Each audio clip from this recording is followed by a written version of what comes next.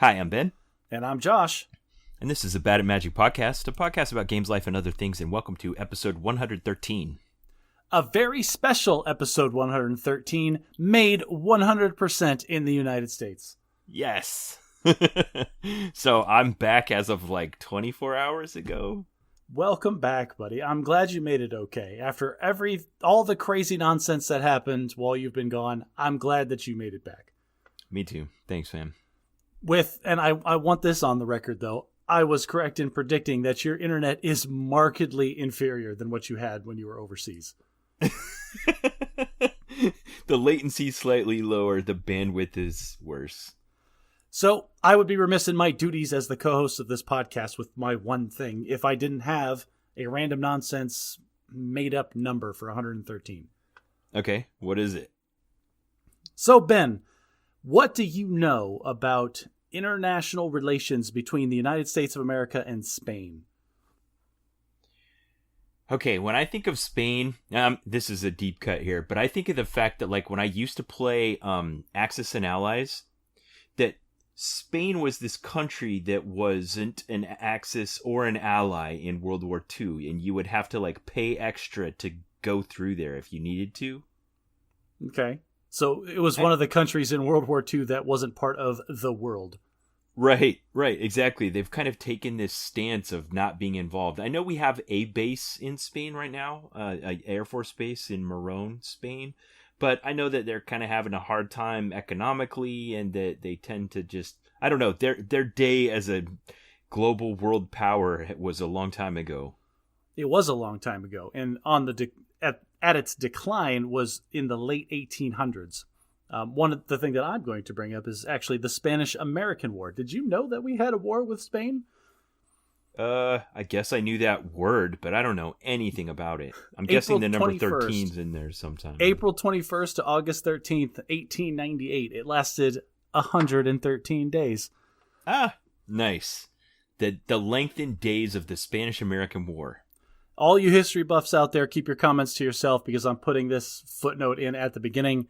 I did not research this enough to be called a history buff. I would even call this the Cliff Notes version. If you are relying on me to pass a college history test, you need to look elsewhere. The gist of what I got is that Cuba was basically fighting for its independence at one point. America, the executive branch of America, didn't want anything to do with it, but the American people were like, oh, we should help people fight for independence. Yeah, that's what we're about. So President McKinley at the time sent some power projection just to be there in case stuff went down. And then the USS Maine mysteriously exploded. And then we were reluctantly involved.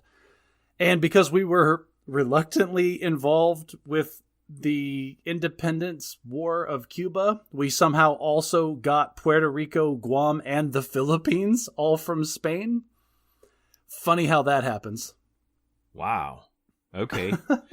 Holy cow, that was much more consequential than I was anticipating when you started talking about it, because all of those things have current consequences in today's political environment. Yeah. It's like, how do you justify that at the end of the day? It was 113 days, so it's not like people forgot. It's like, we had a ship that was sank in Havana Harbor outside of Cuba as a part of some rabble-rousing that was happening with this Cuba and Spain, so we're going to help Cuba gain its independence.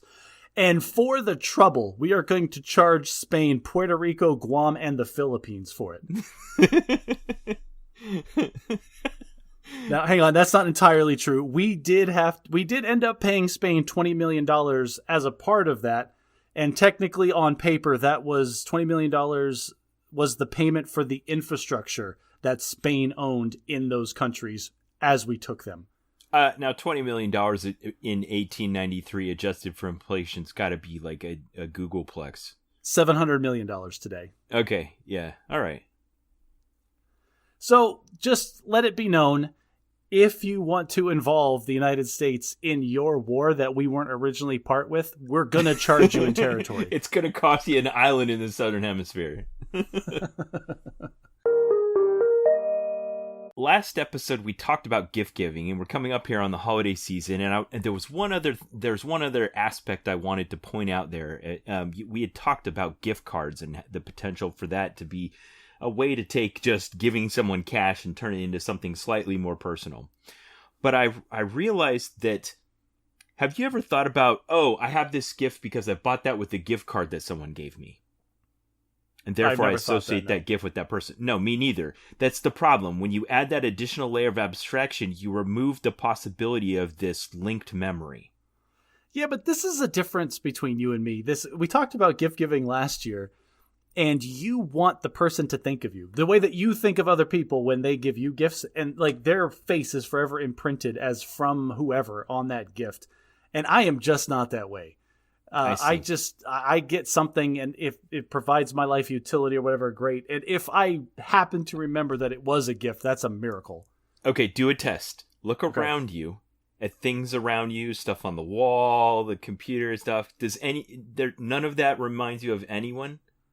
Okay, that's a loaded question. This is a trick question that you are giving to me because right now I'm sitting in, it's called a casita, which means in Arizona it's just this fancy term for, this is basically a little apartment. A guest house, a mother-in-law apartment.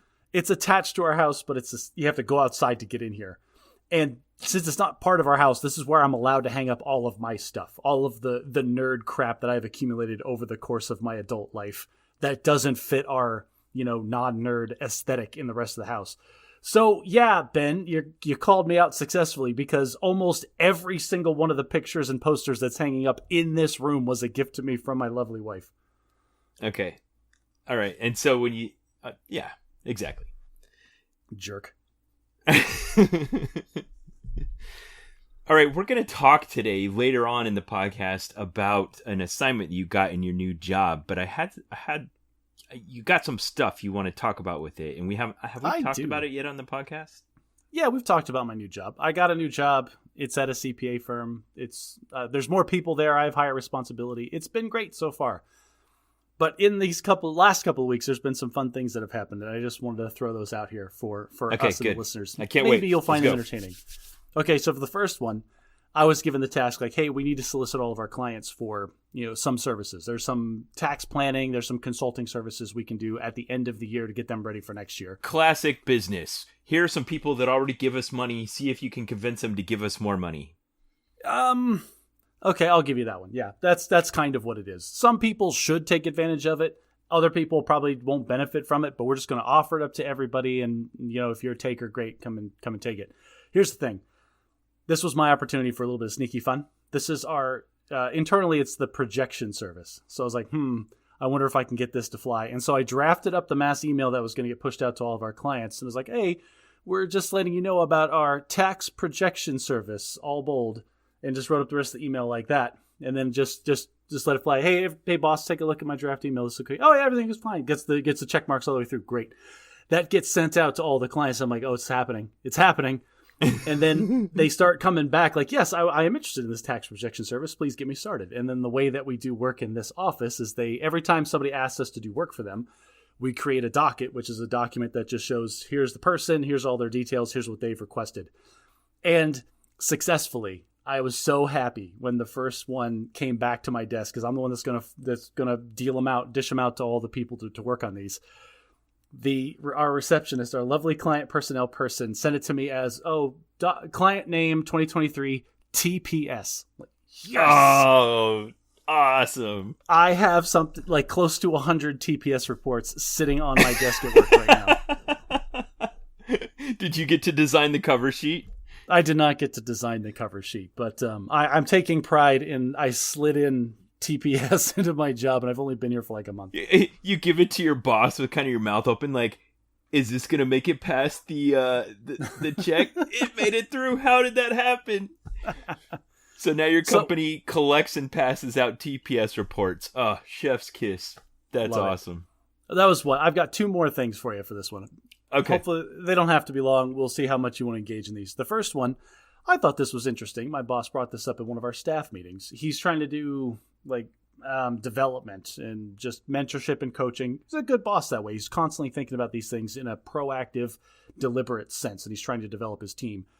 And one of the things he talked about I really liked, and I have taken to heart, and not in the best way possible, but I'm trying to use this in my own life. And he said, when you communicate with people, it should be true, helpful, and kind. It should, like, whenever you talk to people, whenever you send them an email, whenever you communicate, it should be those three things. Otherwise, it's lacking something, and it's going to make it bad. So, for example, if something is true and helpful, which I frequently am, and I've actually started footnoting a lot of my conversations. But not kind? Yeah, boss, what I'm going to tell you is true and helpful, but it's probably not kind. And it's just harsh. He says, like, that comes across as harsh. And looking back at, I don't know, every conversation I've had professionally in my entire career, yeah, that fits. True and helpful, but not kind is harsh. And I don't know what the kind part is. We'll probably talk a little bit about that later when we get to our main segment. But there you go. That's an example. Everything you say should be true, helpful, and kind. This is an interesting way to examine ideas, where if you can try to get at the heart of something. We did the same thing with Ikigai, where we talked about it being the intersection of a lot of these individual virtues. In order for something to be truly it needs to be at the center. So here we have true, helpful, and kind, and at the intersection of those three is a what? What would you call it? I don't know, good, solid communication. Like, I have names for everything that it's not. Like, if it's just virtuous communication, effective. Maybe it's effective, because if it's not kind, it's not well received, right? If it's true and kind but not helpful, then you're just blowing smoke. You're just inflating somebody's ego. If it's helpful and kind but not true, what are you even doing here? Right. Yeah.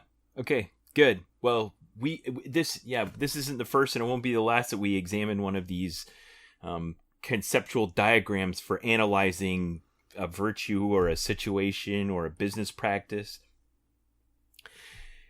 All right, well, let's be true, helpful, and kind. What's the third one? All right, so the third one, as a tax professional, I frequently have to go to seminars to get information on the latest changes. Is this a government requirement? Kind of, sort of. To maintain, like, my credentials as an enrolled agent, as a CPA, I have to take so many classes, but I get to pick what those classes are on. Okay, so it's agnostic, but it's an acknowledgement that as a professional, if you want to stay a professional, you need to constantly be educating yourself. But they let me pick the topics that I want to specialize in. So I don't know. They're giving me something there. The one that we went to specifically was supposed to be an update on personal tax law. Like, we're going into tax season starting in January. We need to know what the new tax laws look like. And I've been to a lot of these because they happen every year. It's like, here's everything that changed in the legislation in the last calendar year that you need to know about when you're doing taxes for this year. Are these seminars put on by the government, or are there companies out there that make it their whole thing to put on these paid seminars for tax preparation businesses? Both. The IRS puts on these seminars. I don't like the IRS version of the seminars because they're either way too broad, like this is baby's first tax return, or way too niche, like this is how you handle Bitcoin transactions between April and May of 2021. Like, that's not helpful, IRS. Nobody's taking this class. Okay. This one is one we paid a private, so there are professional organizations throughout the United States. This one is the Arizona Society of CPAs, or one of the Arizona Society of CPAs. They just shotgun an email to all their members. Hey, as an organization, we are paying this person to come speak on this topic. Pay us this amount of money, and you can sit in the room while he's doing it, kind of thing. Yeah. So we showed up and we're learning from this guy, and he was not government, he was private. He is a CPA, he's got his own firm in Indiana, but this is half of his business. One half is this tiny little practice where he actually still does CPA stuff, and the rest is him traveling around the United States educating other CPAs on things that he researched. And he was very entertaining and he was a very good speaker, but I would not pay to see him again because of just a couple of quirky things. First of all, like, his politics showed too much. Like, if you are a public speaker and you're talking to a room of diverse individuals in a part of the country that you're not from, you need to keep that stuff to yourself because you have no idea if you're going to get booed out of the room or whatever. I've got a question about this because I've seen, it feels like there's 4 different places people come from when they do this kind of thing. Either they're unaware that they're doing it, they are aware, but they recognize that they have a captive audience and they're doing it with impunity. They don't think that they're doing it. He's just ignorant. He just thought it was an interesting thing because it's interesting to him, and so he brought it up to the group. I don't know where he falls in this category. Let me tell you what happened. All right. He was going through the updates to the clean energy credits. Ben, I don't know if you know this, but 2023 was a great year for clean energy credits. If you bought an electric vehicle or one of a short list of plug-in hybrid vehicles, or if you put solar panels on your roof, or if you install a geothermal power plant in your backyard, yes, that's a real thing. You can get a bunch of really good tax credits that are much higher than they have ever been. A geothermal power plant in your backyard? What? I don't know why. What is this, Sim City? That's I have never seen a private one. That doesn't mean they don't exist, and there's room in the tax law. If you have one, you get the tax credit. It's specifically listed. I don't know why. Maybe Elon Musk is looking into geothermal power. Who knows? Anyway, he's talking about clean energy credits, and he used it as an excuse to go on the most ridiculous 2-hour tangent I have ever seen in a professional setting. Instead of, like I said, 2 hours? He just destroyed the rest of the day with this. Like, it was so bad. The whole day he's doing really well, and he's given anecdotes that tie back to the content material. I'm like, okay, this is just one of those. He's going off on an anecdote. The problem is he never came back. Like, he just wandered off into crazy land and left us all behind. What kind of crazy land? So he's talking about the residential clean energy credits for things that you install your house. It's like, oh, like if you install solar, like I did. And he puts a picture of his house onto the slides. These are the solar panels that I installed. And here is... Which would be fine if it lasted 10 seconds. And here is the power inverter that we researched and bought. Tell you what, don't buy the Tesla one. You should go buy this one. This has got such better reviews. He put up the Amazon page to the power inverter that he purchased and put into his garage. And then he starts talking about like, well, and here's the thing is, my son and I are what you would call preppers. And then I just leaned back in my chair. I'm like, bro, you are not doing this right now. And then he started going off about how, well, you know, our country's electrical infrastructure is very tenuous and very prone to attack and susceptible to foul actors. That guy's never been somewhere where the electrical infrastructure is actually tenuous. Here's the thing. I was sitting there, like, just shaking my head, looking down, like, oh, my Lord, this is... I'm so glad I didn't pay for this. Did it just feel like it went on for 2 hours, or it actually did? It was the rest of the day. It actually lasted 2 full hours. Ben? Was there a revolt? He was... Okay. No. He had How a captive long audience. will a room full of accountants tolerate this? He was talking... All right, so I know it went on for 2 hours, because at the 45-minute mark, Ben, he goes, here is our installed... here is a picture of our installed system in my garage. And he pulls it up, and it's a power inverter and a bank of batteries.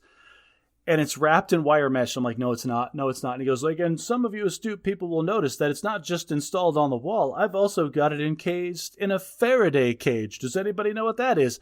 Ben, I literally got up and left the room before I called him out. I was... What, he just had some chicken wire and he was calling it a Faraday cage? No, it was a legit Faraday cage, but... Okay, for listeners who don't know, a Faraday cage is an assemblage of very specifically material and sized like wire mesh that will prevent an electromagnetic pulse from destroying electronic circuits in case of nuclear war. This is the part okay, like I said, I had to physically get up and leave the room because I was 5 seconds from being like, the guy's name was Bob. Bob, this has nothing to do with clean energy tax credits. Can you please get us back to the education that we're paying for?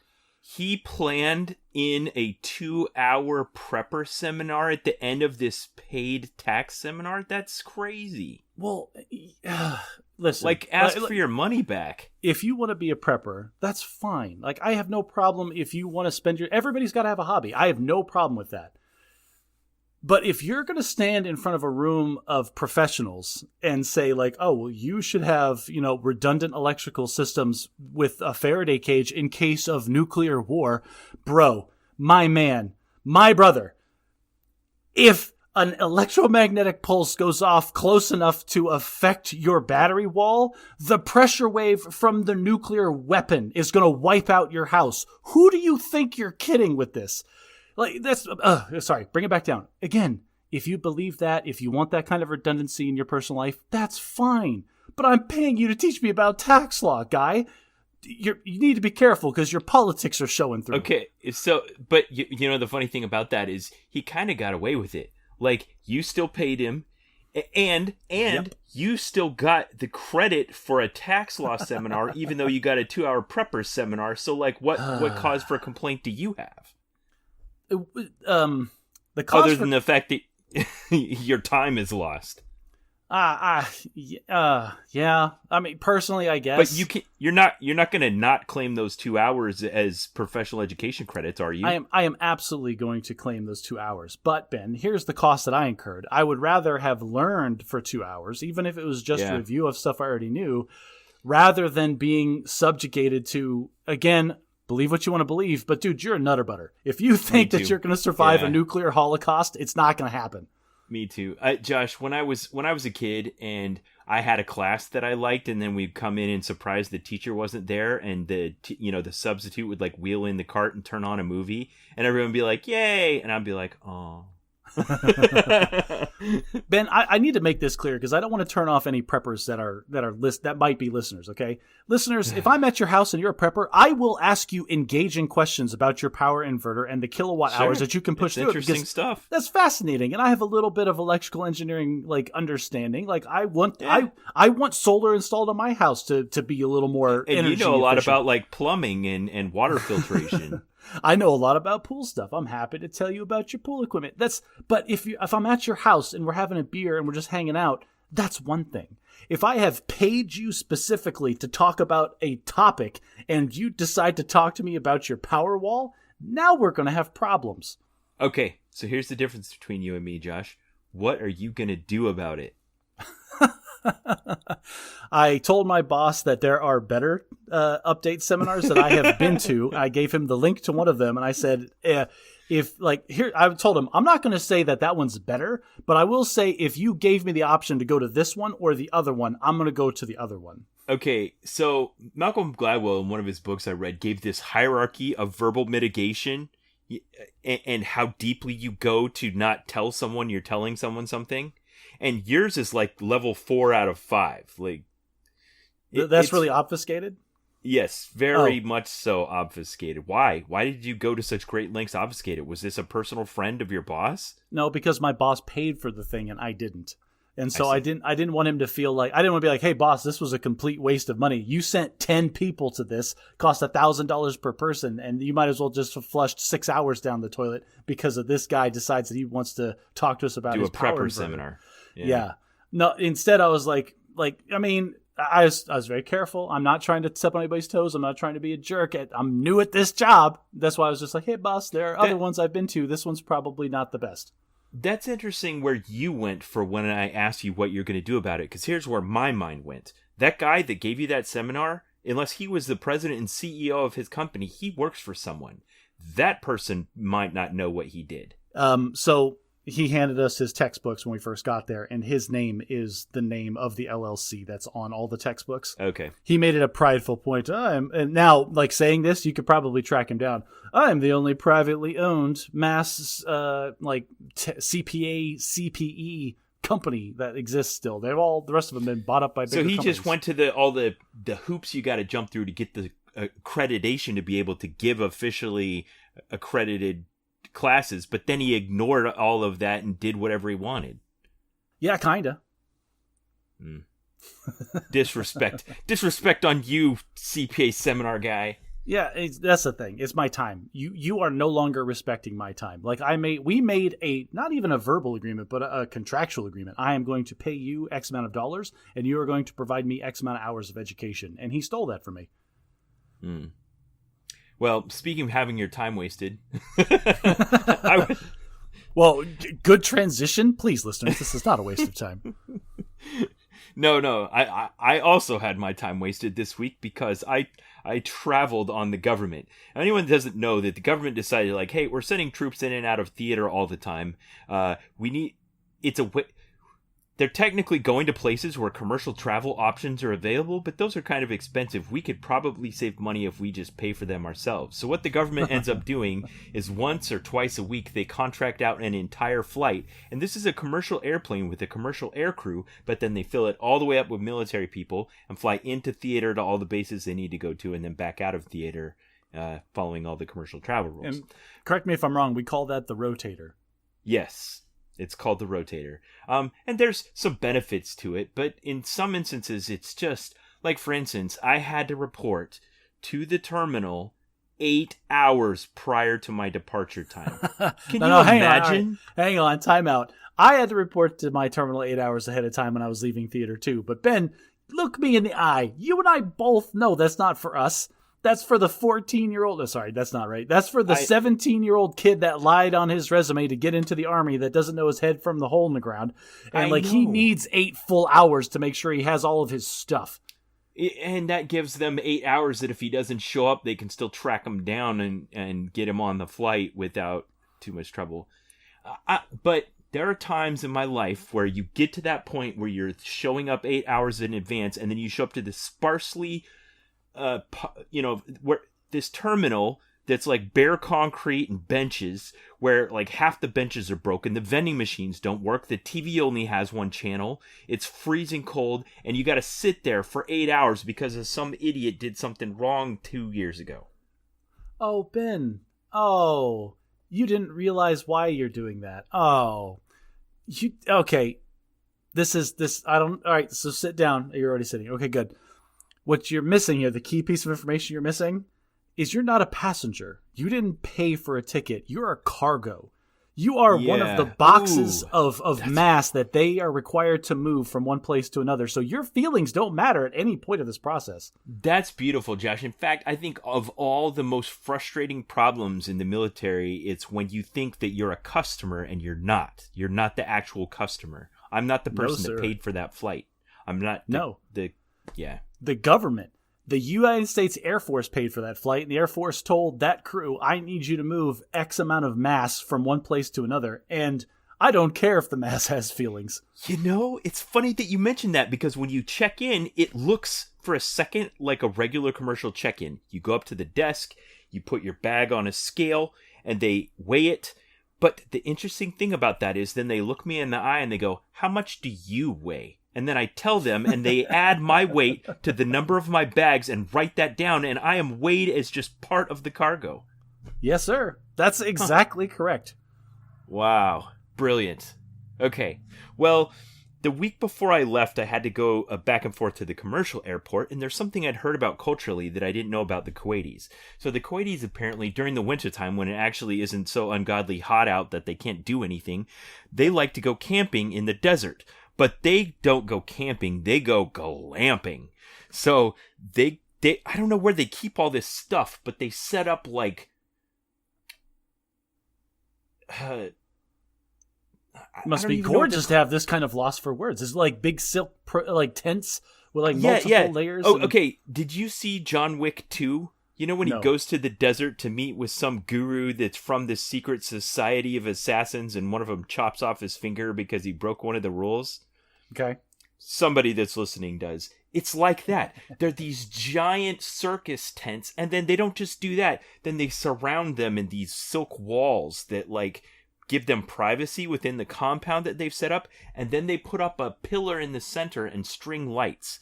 So everywhere in the desert that someone's just staked off a chunk of land for this wintertime camping in the desert, it's become like these pyramids of lights, and they inadvertently decorated, and it looks like for Christmas.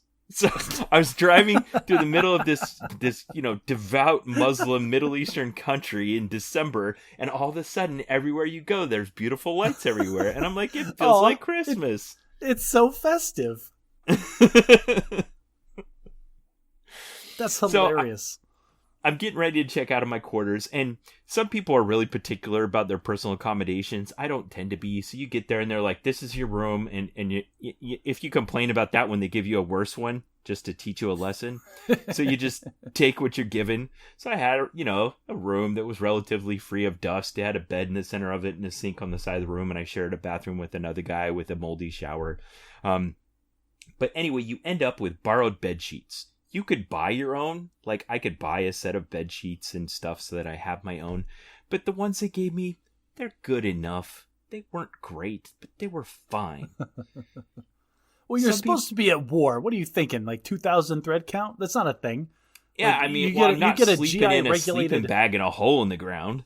Yeah, you're lucky. Like, there are people that sleep on cots, and I know that because I saw it happen. Like, they get those garbage cots that you cannot assemble for the life of you, and that's their bed for a year and a half. But if you want to have 2,000 thread count bed sheets, you can. There's nothing stopping you. You could get those and don't have to just take the ones that they give you. Oh, like, I no see. reason whatsoever. Yeah, so did you see any of these, like, real holes in the wall kind of dormitory setups that were ultra decked out with, like, wall hangings and, like, nice furniture and rugs? That's what I'm talking about. Some people go, and they're like, you can order stuff on Amazon and it gets there in a week and a half. So, like, there's no reason if you wanted to really change your environment that you couldn't do that. And as I'm leaving and I'm washing my bed sheets and I took them back and turned them back in, they're like, "You're the first person that's ever brought them to us washed." Ooh, oh, that's a low bar. Well, hang on a second. I checked in here like 4.5 months ago. Those ones were washed, right? No, you just give them to them dirty and they wash them for you. And now I understand some people don't even have access to a washer and dryer or whatever. You're just staying overnight for one night. Like, then you treat it more like a hotel. But after 6 months, I just figured I had an obligation. But that brings up a saying that you've probably heard people say, and that is, no one washes a rental, as in a rental car. Yeah. And that's a common phrase that's supposed to be an expression of a wisdom, but whenever I hear it, it's a bit disconcordant because one time, before I knew that was a thing, just like how I didn't know that knowing how to say the alphabet backwards means you're an alcoholic, I was driving around in a rental that I'd had for like 3 or 4 days, and it was really dirty, and I'm just like, I can't take this anymore, and I washed it. But that's all right. That's you. One, you're Ben Rich, and you're just the example. You're the ideal that the teacher holds up at the class. Like, this is what people are supposed to be, everyone. And but second, then when hang on. Second, you're a closet car guy. Like, you take a lot of pride in vehicles. So then when someone says no one washes a rental, everyone's supposed to nod knowingly and go like, yeah, I've never washed a rental. But when they say that to me, I'm like, but I washed a rental. I actually wash rentals because I'm just a little bit better than the rest of you. Well, okay, so I turn in my bed sheets. I go to the terminal 8 hours in advance. Finally, we transport to the airfield, and because of some geographic and organizational things I'm not going to explain, we had to drive 45 minutes from where we processed to where we boarded the plane. And in that 45-minute drive, there was technically this period where we are now released from the base. They've done the paperwork thing that says this person is now in transit, but we aren't really in transit yet. So there's something that happens in the military. Don't you do this? Don't you quote this Catch-22 situation from me where the guy showed up and got on a mission and died before he was technically in process, so they didn't know what to do with his stuff? Yes. Okay, like that. Like that. So, this typically comes up in situations of prisoner of war camps, where, like, you have a group of non-homogenous military people that are all thrust into a situation together where they still have to have some kind of order and discipline. So you explain, what do you do in order to have order and discipline when you have people that are now outside of their regular chain of command? Oh, geez. Yeah, this sounds really stupid, but for the 18 hours that we were in transit, the group of us, we were in a group. And there was one person, all right, who's the highest ranking out of us? Oh, it's this lieutenant colonel. He's got 4 years on this other lieutenant colonel. So, Colonel, you're the boss. And so everybody points at him as if he's responsible for the gaggle of us. Right. Because normally you have your own chain of command. You've got, even though there's Army and Navy and Air Force and Marines and different groups and associations amongst all of those people, Special Forces and ACC, all those things. For this temporary period, you are now an ad hoc military unit. This group of people are traveling together. 45 So I went minutes. up to they're like, okay, everybody come pick up your ID before you get on the bus. And I went to pick up my ID and it wasn't there in the spot where it was supposed to be. And I'm like, where's my ID? And then I look over and it's on top of a packet that says troop commander. Oh, no. Can I just dodge responsibility for 5 seconds? I'm just trying to get home. Why are you putting me in charge of these idiots? For the first time in my career, I am the senior ranking member traveling with a group of military people. I love this. I love that this is This is almost like the culmination of your career. This whole last deployment that you did. Yeah. And you've my been a last staff deployment. I'm forever. on the way home, and now I am the troop commander. And you had 45 minutes where you were the buck stops with Ben, and he's gonna. Okay, that's right. I want to know, if this convoy comes under fire, I'm issuing orders. How many commendations did you write and deliver in that 45 minutes? How many Article 15s and UCMJ actions did you process during that 45-minute bus ride? This is one of those things that you are pointing out correctly that has a lot of responsibility and no actual authority. Now, if something did happen, yes, then I'm the one in charge. Like, I am legally the person issuing orders to anyone in that convoy. But if nothing happens, you're just a figurehead. You're the guy holding the packet with their orders inside. Was it all Air Force guys that you were in charge of? No. Oh, that sucks, because now you have a two-tiered system where it's like, hey, Air Force guys, please just check in with me before going anywhere. Army guys, I want all of you to grab the hand of the person sitting next to you. Put your hands in the air. Does everybody have a buddy? Okay, you all have buddies. Okay, good. One or both of you needs to check in with me before you go anywhere. Don't go. No, please stop eating the crayons. All right, I seriously need your attention for 5 seconds. Yeah. So, yeah, that would have been the case. But, of course, nothing happened. I made it home safe. But on the way, I had that moment that you do when you're like taking off in the airplane and looking out the window back at the country and kind of seeing it from the air for the first time and pondering on what you've just done. And I thought, probably the best way to classify what I did on this deployment was I got to be Alfred. Oh, you got to be the butler Batman for comics. Yeah, so you got to be the indispensable number 2. That's right. The indispensable number 2. That most of the time my job is just to like make sure that you have nice clothes to wear and that your car is gassed up. But every now and then I'm the confidant. I'm the only one left when everybody else is gone and you just need somebody to talk to. Ben, God, one of the things that I love you so much for is you can take the most mundane nonsense and you can romanticize it to a place where I start to feel wistful until my cynicism just crushes that back down. And like, part of me just wants to take this away from you, but I'm not. Ben, you were probably the best Alfred that was ever worked at that base. It was great being Alfred for 6 months. So we get home, we land in Baltimore airport, and the plane's full of all the military people. We transitioned to a different flight, and the air crew, I don't know why, I hadn't seen this happen in a while. It happened a lot more in closer proximity to September 11th, but as we're landing and taxiing, the flight attendant that's doing the announcements about transfers and that kind of stuff and thanking everyone for choosing the airline initiates a spontaneous round of applause for appreciation for the troops. Aww. And I joined in because there were other troops on the flight as well, but I'm glad we still do this kind of thing. I don't think we have enough applause in our life. I was listening to Tom Brady talking about why he was so reluctant to retire from the NFL. And he talked about the just poignancy of emotion of crowds cheering and victory at the highest levels. And you'll never really get that as a military. And I don't think there will ever be a situation where we'll have like a New York style ticker tape parade went after, victory in Japan Day. But your airplane landing and the flight attendant giving everybody a chance to just clap a little bit, that's pretty close and it still feels nice.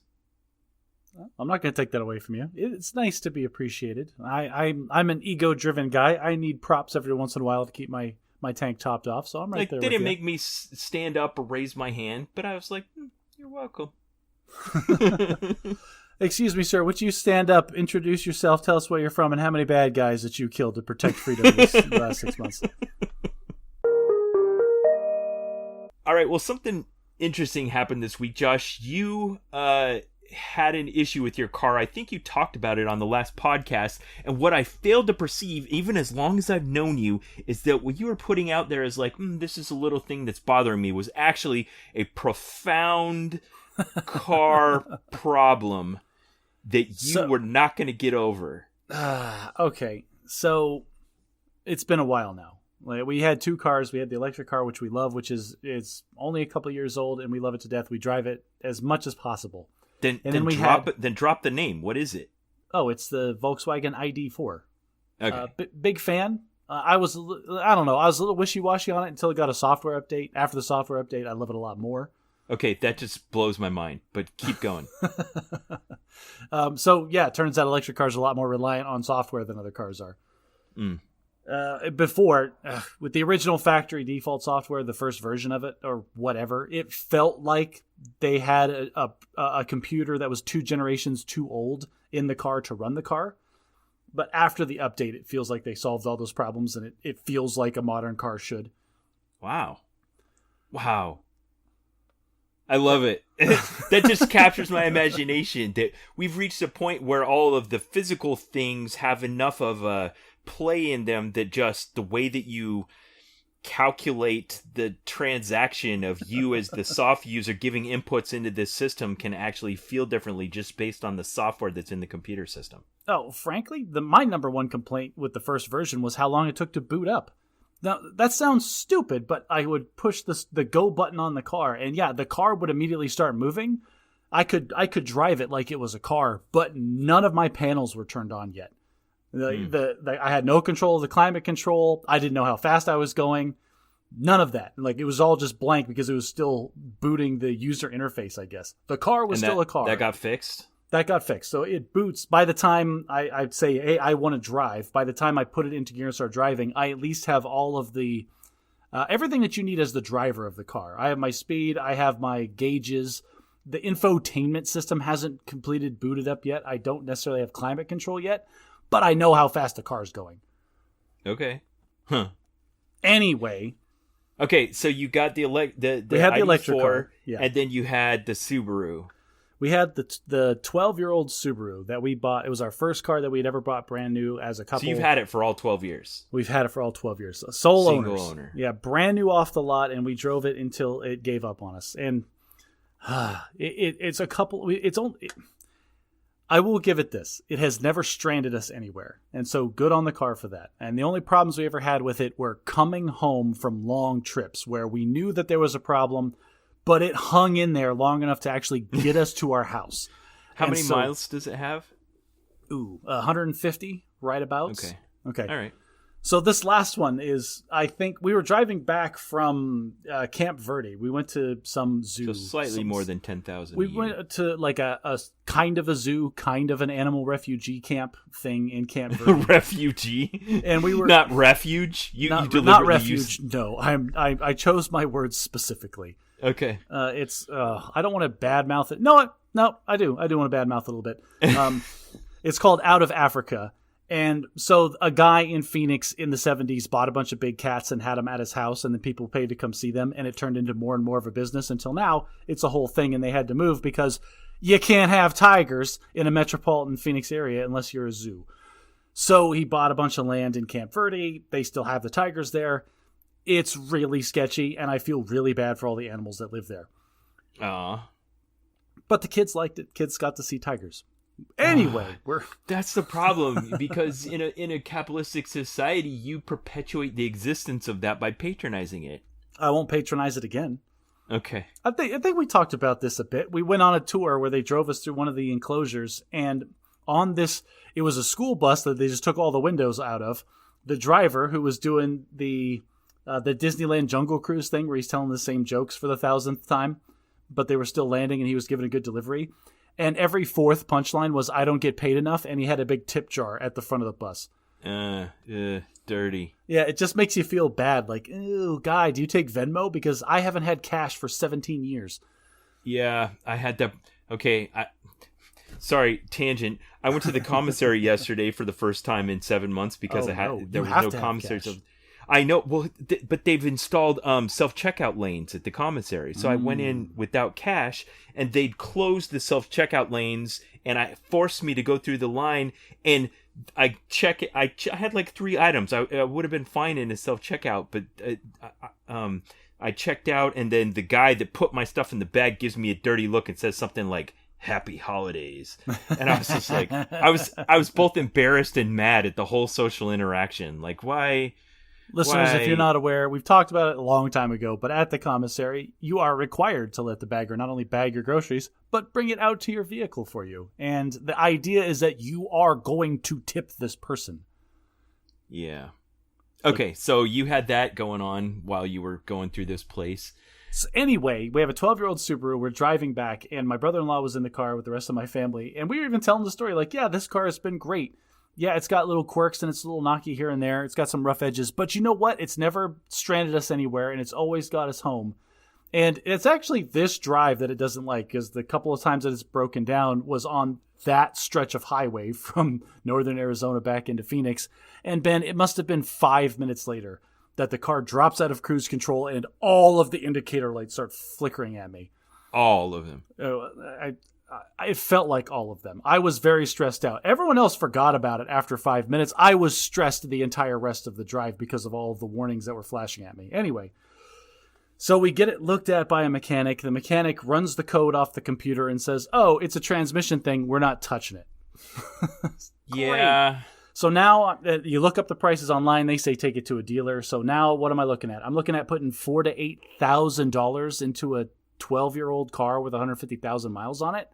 Okay, you just start doing that calculus that we all do, that over time, as the utility of something decreases and the cost of maintaining it increases, there's a crossover point, and you found out that you'd reached the crossover point. The way I saw it is that, yes, I do own this car free and clear, but $4,000 at the low end for repairs on it, that's many months worth of payment on a new car. Okay, so you gonna go 100% electric? Oh, okay, so no, we can't. This is another thing that I need to talk about, is because we have, for a while now, we haven't trusted the Subaru completely. There have been 2 trips that we've taken, one last year and one just this past summer.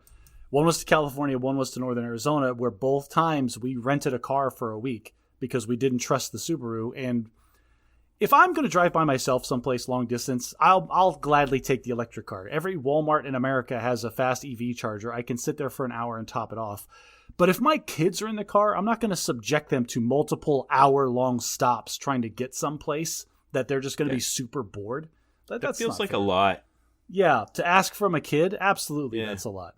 So what we've decided, we have to have some kind of gas vehicle for those long trips. We don't do them often, but we want to have that flexibility. Sure.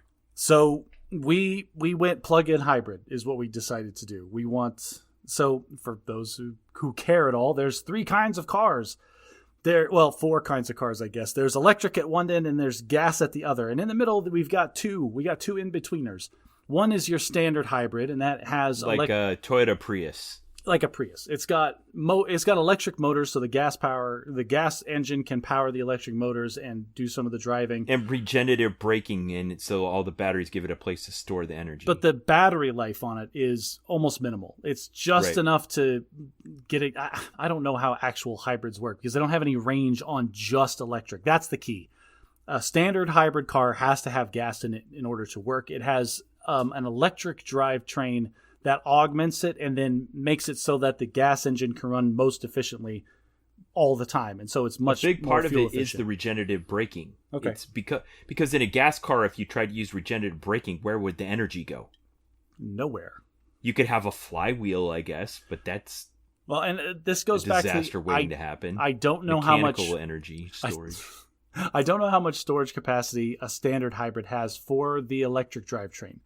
The plug-in hybrid is like one more step towards EV because not only does it have that electric drivetrain, but it also has a non-trivial battery capacity. The car that we bought a 2024 Kia Sorento plug-in hybrid. It can go almost 40 miles without ever turning the gas engine on. And so it can be an electric vehicle for about 40 miles. Okay. Which is probably less than a typical day's driving. And that's the thing is everybody that makes a plug-in hybrid, they've done the math and they say, oh, we think the standard driver drives this much in a day. And that's the idea, is that it's primarily going to be an electric vehicle, but it has the gas engine there for the long trips. So that's what we went with. We got the plug-in hybrid because that's what we want. We want the energy efficiency. We want to be good for the environment, but we still want to be able to drive to California when we need to. Okay. So you got these next generation technologies and stuff. So I assume you had a next generation experience at the dealership, right? Oh, Ben, I love how you're teeing this up for me to just knock it. This is good hosting. Everyone that's listening, if you host anything, this is great interviewing skills right here. Ben has a little bit of insider baseball. He knows what he's teeing up, and he's doing it perfectly. Just good work on you, man. Your English teacher would be so proud. No, I did not have a next generation experience at the dealership, Ben. I had the same experience that you've had at a dealership since I can only assume 1950 something. Ugh, where I expressed that's the worst. Here's the thing: is I came armed and loaded because I knew, one, I need a new vehicle. Two, I know I'm going to trade in this one and it's got mechanical problems. And three, interest rates are through the roof and I've got to negotiate it down as low as possible. Ooh, so you're negotiating three different things. You're negotiating how much you're going to get for your trade-in, you're negotiating interest rate on a loan, and you're negotiating how much to pay for the new one. So the guy was up front with me. Like, he even said, and I didn't challenge him on this one. On one of those points is the sticker price. We don't have any incentives that we're putting on these because we can't. The interest rates are too high. Whereas before we had ways that we would price it high so that way we knew we were going to get negotiated down. We can't do that right now because the interest rates are too high. The payments are through the roof. We have to get our prices as low as possible just to get people to walk onto the lot. And that might have been a line. If it was a line, it was the best line perfectly for me because that made me give up on, well, I'm not going to get him to lower the sticker to come price. Down on the price. Yes. Yeah. And honestly, I'm fine with it. I walked in there knowing like I am happy to pay this sticker price. I am not happy to pay this interest rate. Can I ask you a question? Why are you willing to pay the price premium to be the first owner Of a brand new car? Yeah. Why am I willing to pay the price premium of a new car? Like if you get like a 2-year lease with 20,000 miles on it or something like that, there's a huge depreciation that you don't take on. So this goes to a couple of things. One, I don't want to lease anything. I want to own. No, I'm not talking about leasing. I'm talking about buying a previously owned car. Okay. That's already taken the depreciation. Right. Have you seen Ferris Bueller's Day Off? Did that movie all by itself ruin you for being a second owner of a car? No, it didn't. But that's the example that I'm grasping at in this with this no notice question here is the idea that this car has 20,000 miles on it. Ben, not all 20,000 miles are made equally. Okay. That's fine. I was looking for a car and I found one that looked like a deal that was too good to be true, and then I saw that it was a previously used as a rental car. I was like, ooh. Yeah. All right. So you said earlier nobody washes an electric. Nobody car. washes a nobody rental. washes that's right. a rental car. Do you know what I always say? In the 2 rental cars that I was driving in with my children. It's like, oh, it's a rental. I'm going to drive it like I stole it out loud in front of them multiple times because that's the mindset. That's another maxim about rentals. Drive it like you stole it. Okay. So you're in the dealer. You realize you're not going to get him to come down and stick a price, but you've got the other 2 things. You're negotiating the value of your trade-in and you're trying to get a better interest rate. Yeah. And he was really trying to jip me on my trade-in. I don't know how much details you want. He's trying to give me 1,000 less than what I was expecting to get. And so I got him to come up $750 on that. I kind of want to know because, as you remember, my son crashed a car a couple of weeks ago, and my wife waited for me to get home to go buy a new car. So in the next 2 weeks, I'm going to go buy a new car. I did a little bit of research, and the model of Subaru that I have was being sold used with 150,000 miles for about $10,000 on the open market. So if I was going to sell it out of my driveway, I would expect to sell it for $10,000 with no mechanical problems. Right. So then I show up at the dealership and the guy offers me $2,500 for it. And I told him to his face, like, I was expecting to get $35,000. Like, I know it's got mechanical problems. I'm not arguing with you on that, but they're selling these for $10,000. Even after you fix it, you're going to make a profit. And you and I both know you're just going to flip the thing to some auction anyway. So give me the $3,500 on my trade-in. I'm beating him up. You guys are not making any money on the sticker of this car. You're going to kill me on the interest and the financing, and you know it. So give me another 1,000 on the trade-in, will you? When you replay these conversations on the podcast, is that actually the language that you use to talk to him? Not that I wasn't that aggressive with it, but I did tell him, like, he gave me the little sheet that they give you, like, oh, with this amount of money down and your value of your trade-in, and here are your financing options, and these are the interest rates.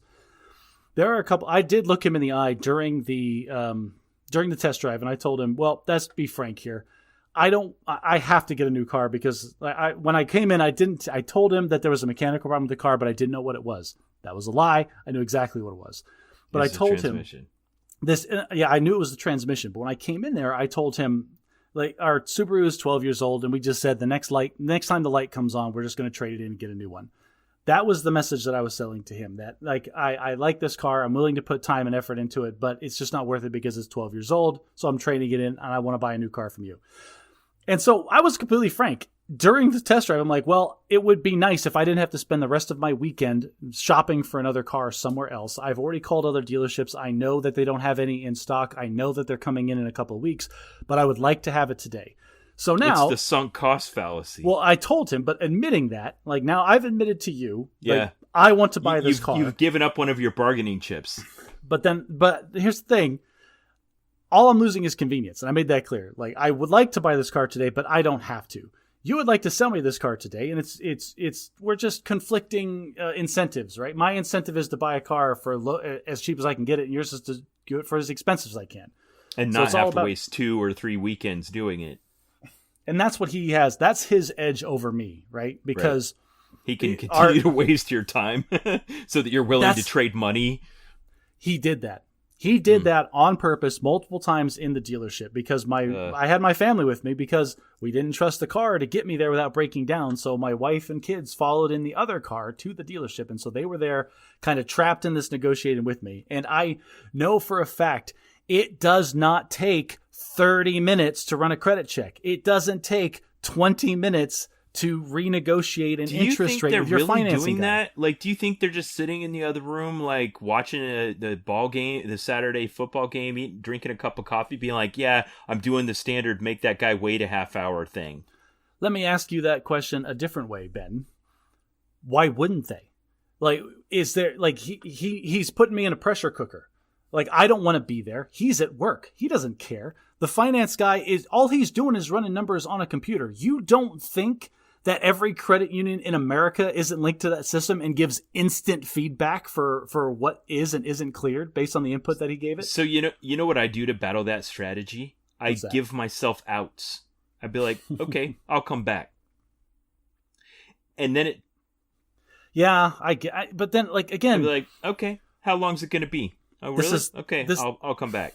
This is where he had me because, yeah, it's a dance, and you got to dance all the steps. Yeah. So he came back with some.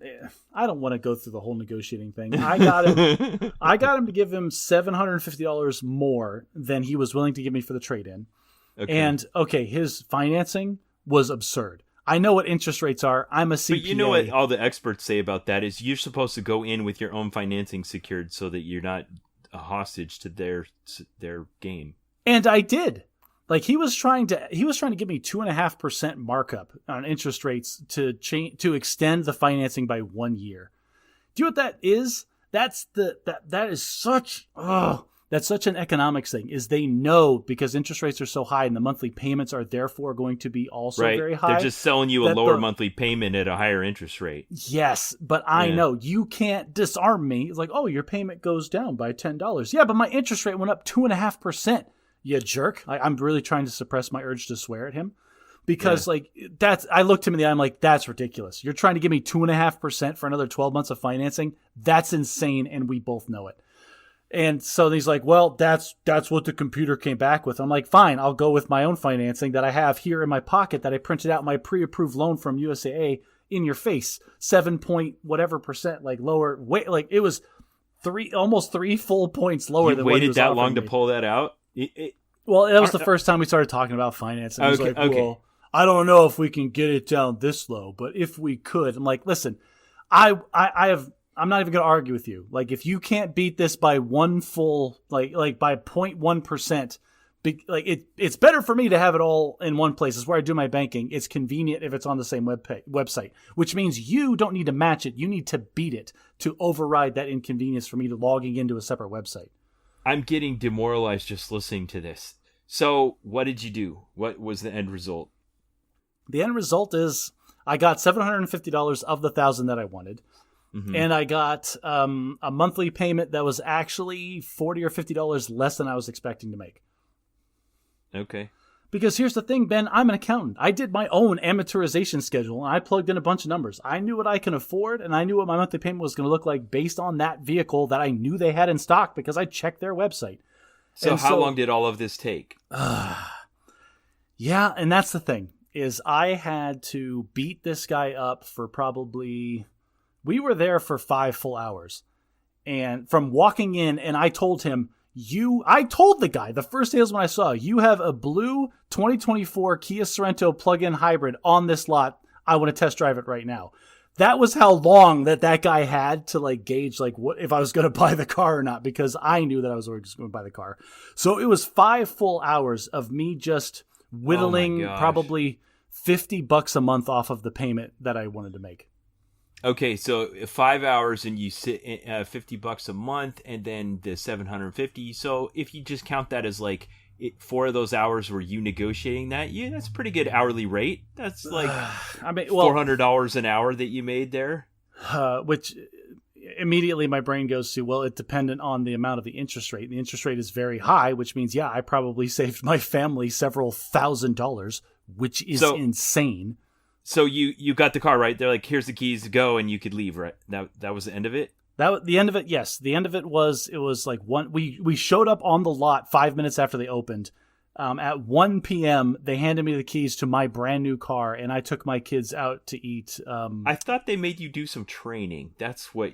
Oh, yes. I forgot about that whole part. Oh, you got me so spun up on the negotiating. I know, on the forgot financing. About all this. Okay, yes. Let's switch. This is now me talking about bad at bureaucracy. Okay. So this whole part was delicious to me. Like, my family wanted to leave, but I was enjoying this part of the experience because after we had negotiated the terms and I signed off, like, okay, now we're just doing the paperwork to actually get this thing out of the building. Okay. He told me 2 things that just blew my mind. And one of them was, okay, so Kia, the corporation, requires you as the purchaser of a new Kia to take this training course before I can legally let you leave the lot. And I was like, what? He goes, it's computer based. It's a CBT. It's computer based training. It was a website that I had to log into. I had to make a login. I had to have an authorization code from the dealership to take the courses. This just feels like an unprecedented step. Like, can you imagine if you got, I don't know, an air fryer and there, it comes with like a warning sticker on the front of it not to open it while it's in operation or whatever. And then that absolves them of legal responsibility for any accidents you might get into as an idiot who didn't read the instruction manual. But they don't make you take a training class. That feels like too big of an intrusion on your time. So part of the test drive, he was showing me the infotainment system. Like, he spent so much time talking about the infotainment system that I wanted to shut him up. Like, I don't care at all that this has ASMR music. I don't care at all that I can change the background from green to purple. Why are you spending so much time on this? But I figured out when we got back inside, there's a CBT. It takes about an hour, and it goes through all of the internal controls of the vehicle. How to do the cruise control, how to do the lane assist, how to do the infotainment system, how to do the navigation system. So the fact that he did it in person kind of checked those boxes? No, not at all. Because he looked me in the eye and he said, you are supposed to sit at a computer that we provide you and take this training course. That's what corporate wants. However, if you prefer, which most people do, I can walk you through the login. You can give me the code that I need to start the training, and I know all the answers. I can check all the right boxes. I can get this training done for you in about 15 minutes and get you the certificate you need to drive off the lot. This is bad. This is bad.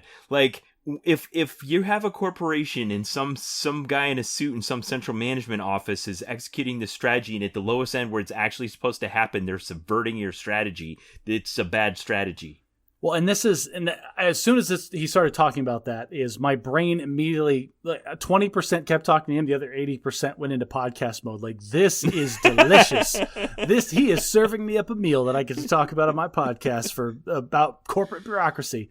So did you say, no thanks, I'll take the CBT, or did you let him do it for you? No, I'd let him do it for me. I don't want to learn about the lane assist. I know how it works. And if I care, I'll research it because that's the kind of person I am. But what's more fascinating to me is this separation between the corporate thought process on this being a good idea somehow and the poor salesman who has to deal with this. Can you imagine that? Again, we're talking about perverse incentives. You are a salesman at a car lot, and your incentive is to get this person in and out as smoothly and as easily as possible. And corporate's going to come down and put an hour of really boring training onto the sale.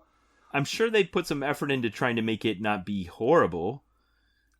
I'm sure they have the resources to make it not terrible and probably very informative. That's not the point. After negotiating and beating this guy up for 4 hours about my interest rate, the last thing I want to do is sit in that building for another hour taking a computer-based training course. What if you turn around and sell it to someone else now? Do you make them take the video? Like what?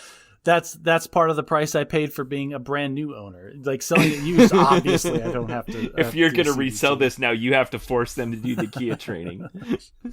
Shut up, Ben. I'm not doing any Kia training, and neither is anybody that I sell this car to. Okay, but so that was all. Just the training. No, that's not it. There was another one, and this is, oh my gosh. All right, so the guy said, like towards the very end, like he had his keys in his hand. It was very much like this. He had the keys like, here is your new Kia. Oh wait, one last thing. And like yanked the keys back before he handed them to me. You're going to get a survey from Kia corporate. And the survey, it's everything that you would expect about the dealership, about me as a salesperson, but it's also about Kia as a company and what made you make these decisions, blah, blah, blah. Here's the thing.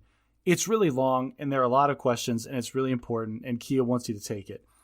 We have prepared this for you. And he handed me 3 pages of stapled paper. It's like, these are the answers that will most benefit the company and this dealership. What? And so, first of all, bravo on how presumptuous of them to assume that you want to do what's best for them. The cojones on this guy. Like, oh, just like the best answers. Just like I was saying, that, why would they assume that your desires were going to be aligned with what they wanted you to say after all of that? And I just wanted to leave, so I'm like, sure, okay, whatever, and I took the paper. But again, my brain's like, you are absolutely insane, for one, presuming that I'm going to take a survey that's longer than 15 seconds. And then 2, presuming to give me the answers that most benefit you personally and this business as a business. Like, I wonder how much of the time that actually works.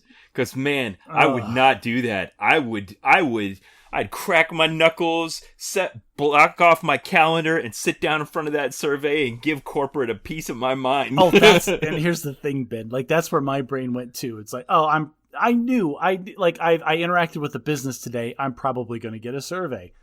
My initial thought was, I'm going to get an email and I'm going to delete it or send it to spam or unsubscribe or do all the things you do. Like, I don't ever want to hear from you again, Kia corporate.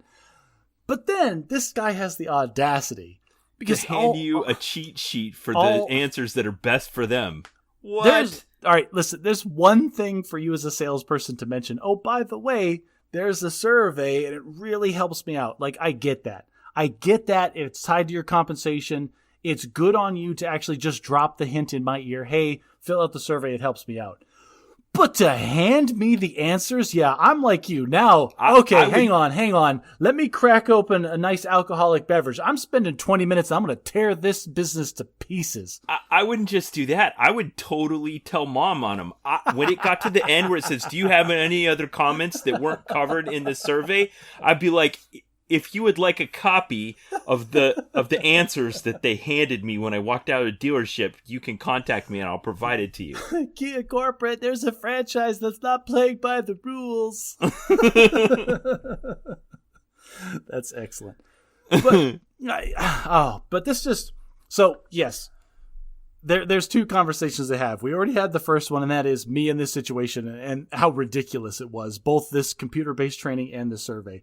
The second conversation that I was far more interested in having was this meta conversation about the now relationship that exists between Kia corporate that in its ivory tower somewhere has completely lost touch with the reality of selling a car. And then all of these franchise Kia businesses that are being forced to implement corporate policy, and they're finding the ways around it as best as possible to meet their incentives, which do not align with corporates. Yeah. How toxic that is. I'm sure as a corporation, you want it to be seamless end to end, that, whatever your intent is at the top is what the customer experiences at the bottom. Yeah. Ooh. There was, I'm going to do a tangent for a second. It ties back, I promise. There's a sci-fi series that I read it was bad, but entertaining enough that I kept reading it. Okay. And it was about starships, and it was stellar Navy stuff. You have battle cruisers and destroyers and frigates and dreadnoughts and all that nonsense. And this guy was thrust in the position of being in charge of this interstellar fleet. And one day he got a message in his email, the future equivalent of email, with all of these orders moving people around in his fleet between different starships for their career progression or whatever. And he asked his executive officers, like, hey, I've never seen anything like this before. What is this? What is headquarters telling me to move people from ship to ship for? He's like, oh, sorry, sir, that was a glitch. You never should have got that. These emails are automatically directed to the fake fleet that we have created in cyberspace, where all of those orders are obeyed to the letter, and the reports are generated and then sent back to headquarters. We do whatever we want, but when headquarters tells us to do nonsense like this, we just have the simulation do it and the simulation response. That's kind of ironic because we kind of do that. I'm serious. I can't remember. It's been 50 episodes since we talked about this, but there was this report that was done by those army guys where basically they talked about the fact that if you total up all the hours that it would take to do all the training that's required of an army troop in a year, it's more than available hours in the year. And yet all the units in the army report that they are 100% on all of that training. Which means that everyone's lying, which is exactly what you just described. You have this like fictional army, and then there's the real army that does whatever they want. Yes, exactly. And so Kia Corporate's perspective, it's like, wow, look at the response rates we're getting on all of these surveys. And all of our customers are taking these CBTs. So they are fully understanding like what systems are in the car when they drive off the lot. Good on us. And the reality is the dealership is doing the training for me and giving me canned answers to all the survey questions. Wow. Good summary. I want to do a quick bad at technology segment. Okay. So I'm starting to, I just chalked up a couple that I want to rattle off real quick of these instances where as the world is starting to improve, it's also starting to make not sense. So for instance, when I was running, I would have my headphones on, and occasionally as I was running through the military camp, I would see a person that outranked me. And my typical response to a person like that is to say, hey, sir, which sounds to my phone very much like the key phrase that you say to initiate the artificial intelligence in the phone. Only if you have an iPhone, of course. Yeah. But it thinks I'm saying, the phrase. Hey, Siri. Yeah. You can't say it because you have your phone with you. That's hilarious. But a couple of times I accidentally did it and didn't realize what had happened because I wasn't trying to say that phrase. I was greeting a person who outranked me in the military. But because it was close enough, it thought that and then deactivated my playlist or whatever it was I was listening to. I'm like, that was weird. I wonder what happened. And then like the third time it happened, I was like, oh no. Yeah, hopefully not one of those times you were running past a person that outranked you. You went, hey, sir, took 2 steps past them, looked down and went, oh, son of a bee, that stupid mother effer. And like started messing with your phone unbeknownst to him, just thinking he's cussing you out or you're cussing him out. The other thing I'd seen was somebody had requested from one of those like artificial intelligence image generators. They asked to see generate an image of salmon in the river. Okay. And apparently whatever algorithm the artificial intelligence was using to generate it, all it could find of salmon was like sushi or fillets or... It was trained poorly. And so you had this majestic watercolor river with sushi or sashimi leaping from waterfall to waterfall. Yes, exactly. Giant pink fillets of salmon with no skin, no fins, no gills, no head swimming through the river. Delicious. And these kinds of things, and we still do the prove you're not a robot by clicking on all the bicycles or whatever. Yep. Or just check inside of this box. Do you know what it does with check inside the box? Is it just that you're kind of clicking at some random place inside of that box and it takes coordinates from it and a machine wouldn't know to pick a random place? Really? Oh, I did not know that. Yeah. Anyway, all those kinds of things just so that as all these technologies are improving, it's just giving new opportunities for it to be wrong. Just for things to be random and chaotic. whenever anybody in my business or my industry talks about, AI, they say AI is coming for our jobs. I look them straight in the eye and like, AI is never going to replace the high level people. It's going to replace, unfortunately, it's going to replace a lot of entry level people, but it's not going to get up to the high educated people. Not for now, anyway. At least not yet. A couple of generations, which in AI terms is like, what, a month or two? Yeah, we got time. So I sent you a thing I'd seen on the internet where basically Sony had sent a notification to its PlayStation subscribers that some digital content that they'd paid for in the past, they'd lost a license to, and they'd now revoked. And they weren't refunding anyone's money. They're basically just saying, you bought this thing from us, and you can't have it anymore, and it's gone. Everyone in my sphere of influence that knows me sent me that news article.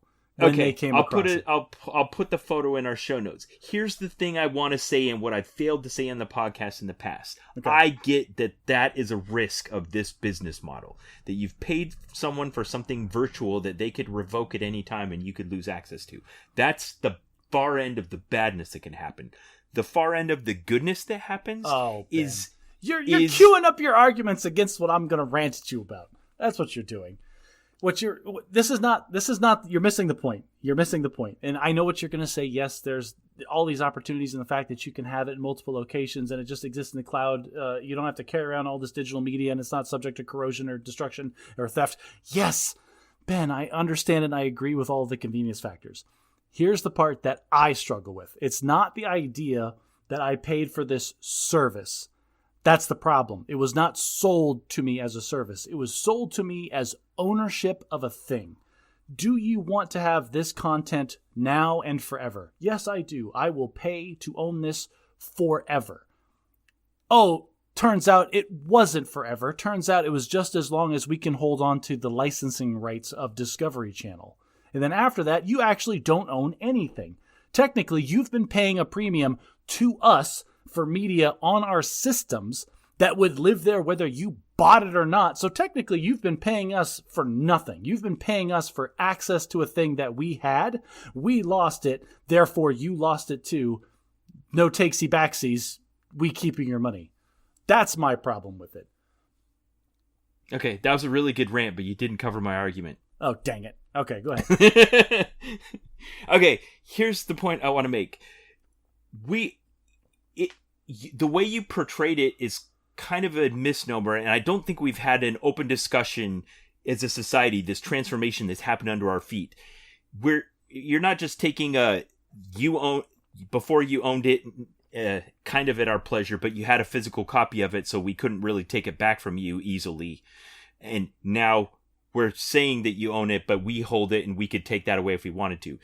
If you look at like the streaming model, it's not that at all. It's like you're just paying us a fee and you get a piece of not just one thing, you get a piece of everything.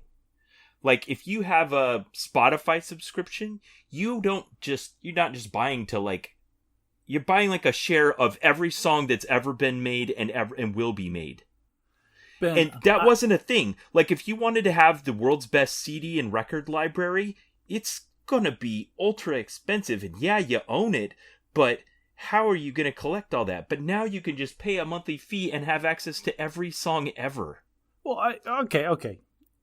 I love you so much, but you're missing my point again. Yeah, that's different. That's inherently different than what these people I'm not were arguing sold. with this. They were told they could have possession of something, and it got revoked, and it proved you right, and yeah. That's the dystopian nightmare future that I'm afraid of, is where we are not able to own anything. In the future. Argument there. I just want to make sure we're talking about those. We're not comparing apples to oranges. Obviously, we were. Okay. No. Hang on. I am still willing to pay streaming services, and I understand that when I stop paying for Netflix, I don't get access to Netflix stuff anymore.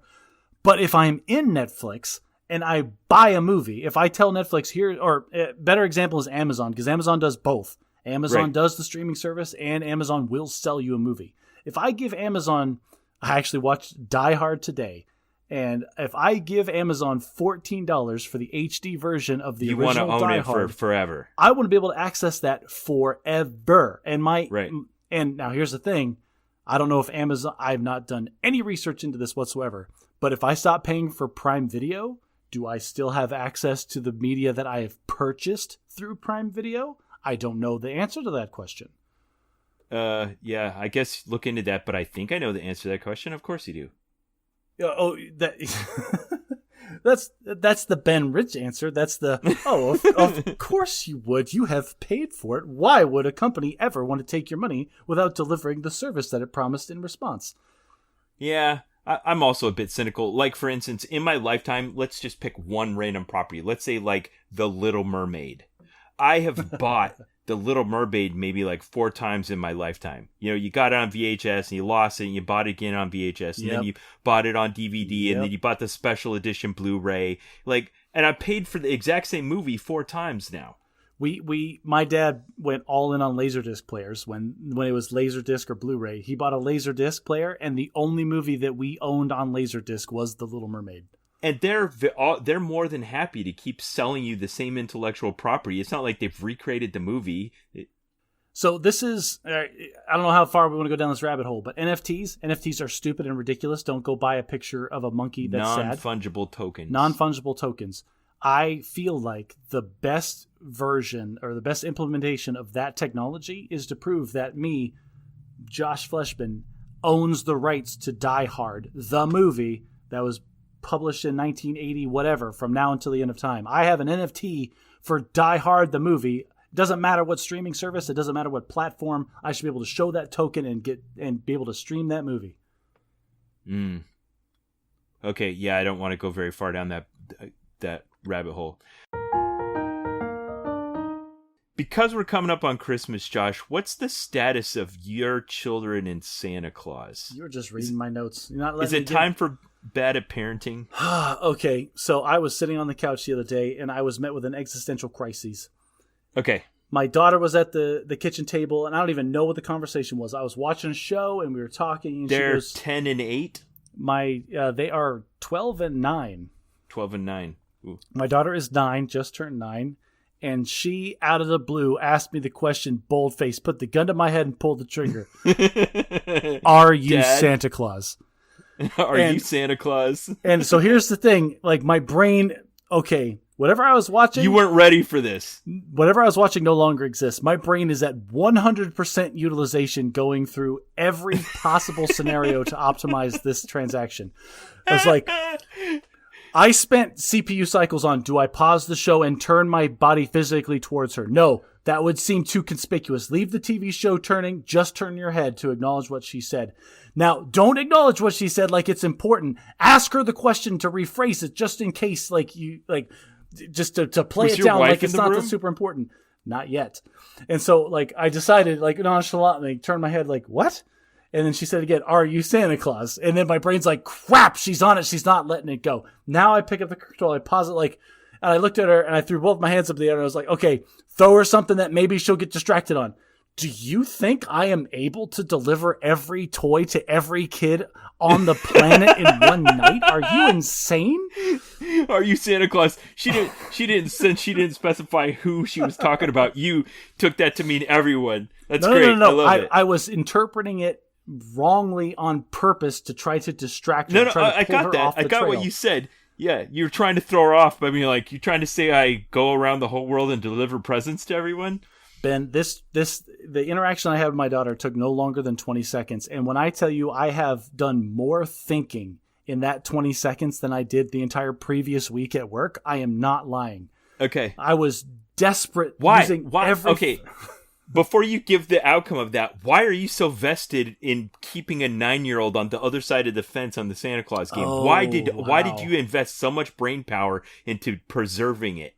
That's a good question. Are you mourning the loss of your youngest child? Oh, that's what it is, Ben. Because I had I have no confirmation, but I was at that time fairly certain that my son was past it. My son was over it, and he was just letting it play out. And so, I think your daughter's different than him. She wants to confront this thing head on. Yeah, she's much more. My son is a lot like my wife, and my daughter is a lot like me. Yeah, she's gonna look the devil in the eyes and ask the question and get the straight answer. And I think that's what it was. No, I'm not ready for my little girl to grow up yet. That's what it was. I was desperately clinging to the cliff and no, I want this innocence to remain. I think that's what it was. Huh. And so desperately clinging like a drowning man to a piece of flotsam. We can make the Santa Claus game work one more year. We can do it. I can do this if I can distract her, if I can give her some false trails, I can give her some red herrings, I can keep it going for just one more month, and we can have this innocence. She'll forget about it, and then she'll confront it again in 12 months, but until then, it'll just the way that she phrased the question shows she was ready for it to be over. This is when my wife walked into the room. Oh no! Like now she can assume that you're the one that initiated the conversation, right? No. My wife has never prescribed to the Santa Claus fantasy. She only did. She entertains it for you. She entertains it for me. Okay. And so my daughter is now I don't know if she heard the direct question, but she's hearing me floundering and trying to lead my daughter off of the trail. I could see your wife coming in and be like, what is going on? No. She knew exactly what was going on. She's a very smart person, picked up on what was happening, and she sat down on the couch opposite from my daughter. So I had to spin. Put both hands on her knees, lean forward on her chair, and be like, so what's your answer going to be, Josh? No, Ben, another step. She goes, Josh. And I had to turn my head 180 degrees to look her in the eye, and she goes, it's over.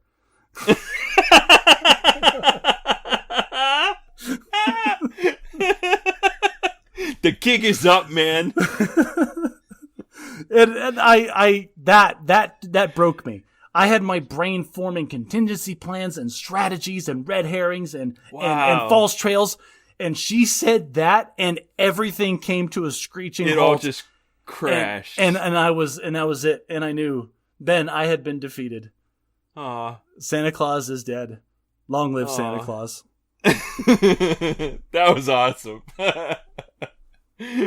So she said that, and I turned back to my daughter and I said, yes, Jane, Mommy and I buy presents and we say it's from Santa Claus, and this whole thing has just been a fun game that we've played with you since you were a little kid.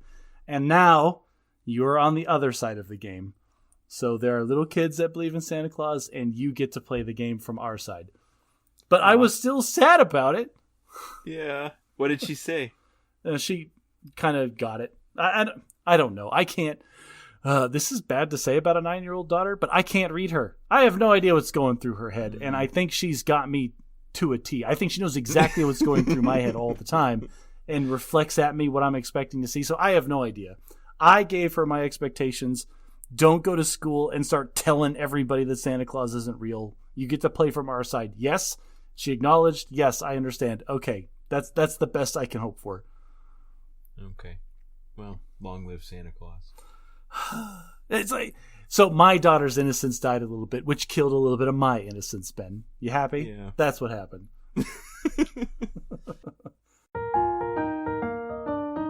All right, Josh. Well, when you spend 8 hours at a terminal waiting because some army guy did something dumb 10 years ago, you have a lot of bad internet access and a lot of free time to do some reading. Did you listen to that whole book in one sitting?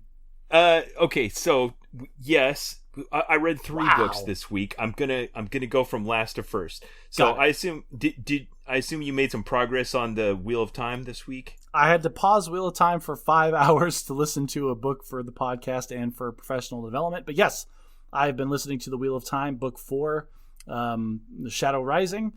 One thing that I noted very clearly, very poignantly, is the changes that our characters take in this book from the beginning of the series to the end of the series. There was one moment where our main protagonist, Rand, oh man, he is thrust into such a terrible position, and like all of these horrible requirements on him just force him to become harder and just like a worse person in a lot of ways. Like he has to take on responsibilities he's not ready for. He has to make no-win decisions because that falls on his plate, and he never flinches from having to do that. There's only a handful of times where he even balks a little bit at having to have that responsibility, but he's willing to take it on and just put all this on his shoulders, and that weight eventually almost crushes him towards the end of the series. But one of these things happened in this book where he forced somebody to do something that he didn't necessarily agree with, but the circumstances required it. He told some noble, like, you are going to make this treaty, you're going to make it in good faith, and if you don't, I will hang you. And just told him to his face, I will end your life if you don't do what I am telling you to do. And then introspectively, we get it's from the perspective of this character. He said to himself in that moment, like, it sucks that I have to do this, but at least I don't have to do this to my friends. I will never do this to my friends. And I had to pause the book because that line hit me different than it ever has before, because I realized I'm flash forwarding in my head to future books where he does it over and over and over again. And every time it is so hard for him to actually be in that position and do it. And the first time, how it's like a sacrifice and an exception. And the second time, it's like, well, this is just what I have to do. And the third time, it's like, would you just shut up and obey? You have to do this because I said so. And it's just, I was just taking into perspective that Robert Jordan did an excellent job in making this character's arc so fluid throughout the entire series that every step felt necessary and you understood it and you just knew Rand as a character by the time you got to the end. But this was the first time I really confronted Rand as he was as a young man being thrust into this situation for the first time, and the person that he would end up being towards the end of the series, just crushed by all this responsibility and just like really kind of mourned the loss of his innocence. Wow. Yeah, I mean, when you're writing a series and you're writing whatever it is, 18 books or something, tens of thousands of pages, for you to have a character arc that is moving at such a glacial pace that it doesn't just happen all at once, but also is perceptible along the way. What a challenge that must have been as far as planning it out and picking things that would be indicative along the way. Oh, absolutely. And he did it so well. This is the first time that I took a step back and really reflected on, wow, Rand really changes as a person because of the stuff that happens to him. Okay. So you made some progress on that one, and then you also read The Ideal Team Player, which we'll talk about in a minute.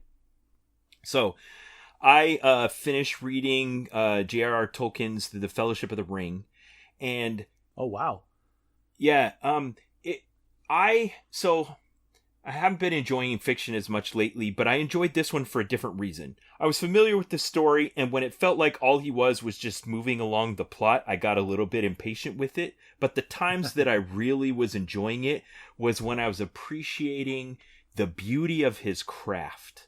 Okay. Because he never would do the thing where he says, and they recited a beautiful Elven poem. He writes the Elven poem and recites it. And there's little moments of philosophy and interpersonal interaction. His language is elegant.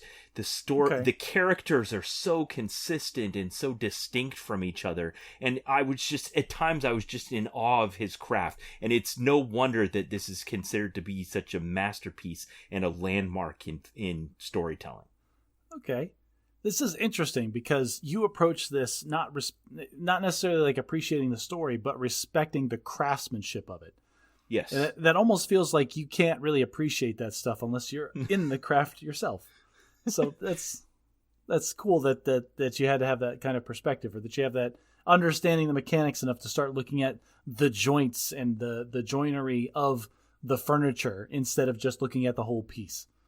Yeah, and knowing like that he was an officer that served in World War I and that he was a linguistics professor, and then seeing the nuances that he brings out in the linguistic relationships of the languages of the different races and the characters and all of that kind of stuff is, I don't know, it really enriches my experience of reading this and thinking about why it was such a seminal work, all the influence it's had in all of the things that I do, of the game Dungeons and Dragons, or all of the fantasy games that I play, and all the influence that he's had throughout all of my life. It's crazy to think that the starting point for a lot of high fantasy is Tolkien. Like, can you imagine being, now it's easy to have like, oh, they're going to fight goblins or whatever, but that's all pre-constructed for us. Can you imagine having nothing and just coming up with it all out of the ether? One of the things he did that was a real innovation was that this high fantasy was an alternate reality. It wasn't a deviation. Like if you look at Alice in Wonderland, she's in a regular world and then she goes to this crazy place and then she comes back. Wizard of Oz, same thing. Dorothy's in Kansas and she goes to Oz and then comes back. Lion, the Witch, and the Wardrobe. Same thing. Kids in London go to this fantasy world and come back. But that's a hot take. I like this a lot. Yes, you're right. This is the first one where this is the world. Deal with it. That's it. It's not someplace else that we're going to and coming back. It's a different place. True fantasy. True escape.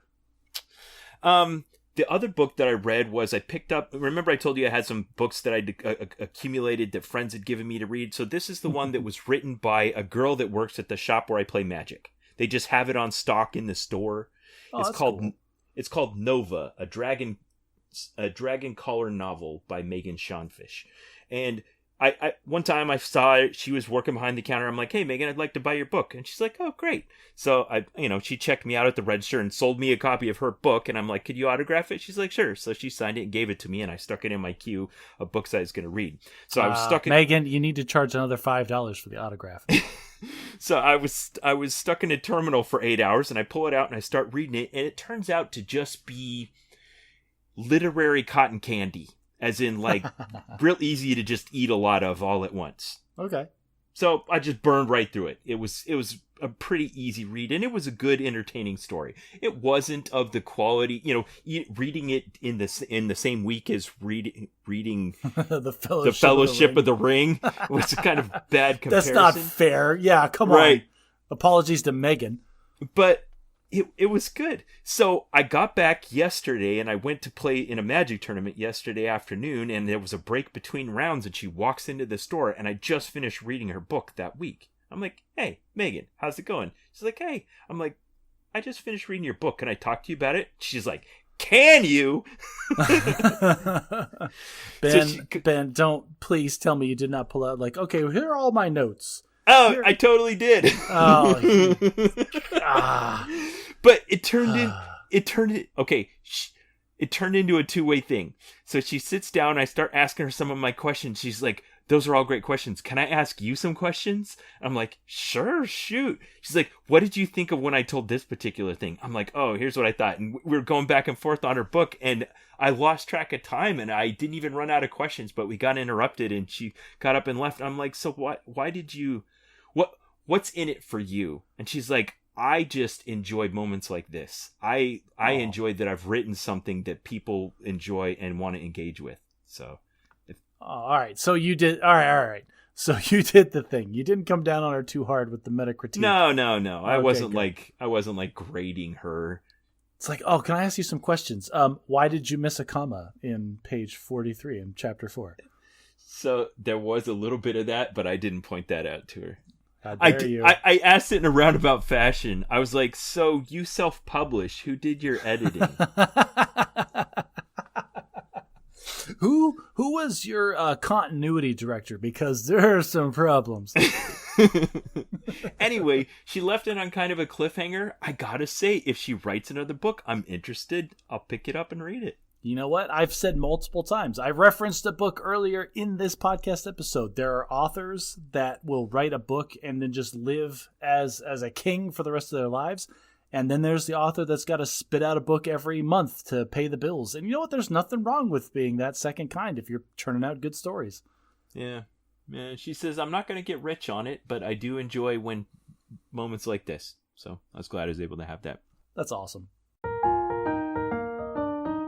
All right, Josh. So when you got to your new job, your boss said, "Hey, what was this is our main segment today. We're going to talk about the ideal team player, how to recognize and cultivate the 3 essential virtues, a leadership fable by Patrick M. Lencioni, narrated by Stephen Hove." What did your boss say to you when he asked you to read this book? It was kind of weird because it kind of came out of nowhere. So my boss, ever since he's hired me, I work in the office next to his. And my job, one of the job requirements I have, among other things, is just take stuff off his plate. So I'm constantly like asking him, "Hey, what do you got? Like, I see this came in. Let me take that from you." Just trying to make his life easier. Okay. And so we're constantly communicating throughout the day. And this was really weird because he randomly walked in my office and he goes, "Have you ever heard of this book, The Ideal Team Player?" I was like, No, I haven't. And he goes, "I think you should read it." Okay, I will do that. It wasn't like we're going to have an office professional development session. I want everyone to read this book as homework. It was just like, "I think you should read this book." Yeah. I don't know Okay. why. I don't have any context. I don't know what his intent was. I don't know if he was trying to help me develop as a person or if he was trying to say something to me directly. But Okay. he asked me to read this book, and it's only 5 hours. I had an Audible credit. Why not? Yeah, well, it was almost a waste of an Audible credit because Ugh. Okay, so listeners, don't read this book. It's only 5 hours, but don't bother. Josh and I are going to talk about it. It's not it's Okay, don't okay. read it. Now that said, if you want to read it, I'm not going to stop you. And I was pleasantly surprised when, at the beginning of it, it started in this fantasy narrative, and it was almost a fable, fiction book. like it says in the subtitle. He says it's a fable, but I was entirely expecting him to have one paragraph of fable and 8 paragraphs of explanation in the most dry sense possible. But no, it the was vast just a fable. It was 4.5 hours essentially of like just a narrative, and yeah, it was very like it was like a high school play. It was barely concealing like the content that it was trying to deliver to you. But I'll tell you what, Ben, it was a lot easier for me to digest in this form than any other. Yeah, I don't know why. Wow. We're so different about this. I despised the fable. I found myself able to get through this otherwise insanely dry material because it was being delivered to me in the form of a narrative. I took more notes in that last half hour than I did in the previous 4.5 hours combined. I struggled to pay attention in the last half hour of the book. Wow. Okay. One thing is I was really disappointed because the fable was set around this fictional construction company where the CEO had a medical condition that he had to retire real quickly just after the company had taken on 2 major projects, and he had to turn it over to this new guy. And the new guy had to come up with his cultural strategy that was going to enable the company to take on this massive challenge and be successful. This was the first part where I had problems with this fable. It's because you're the CEO. Like, imagine yourself being thrust in the position of being the new CEO of this well-organized construction company. You're told to your face, we're taking on 2 jobs that we can't do simultaneously. We don't have the staffing, the manpower, the resources to do them. It is required that we do both of them or we won't have the cash flow to stay in business. And then your number one priority becomes the culture.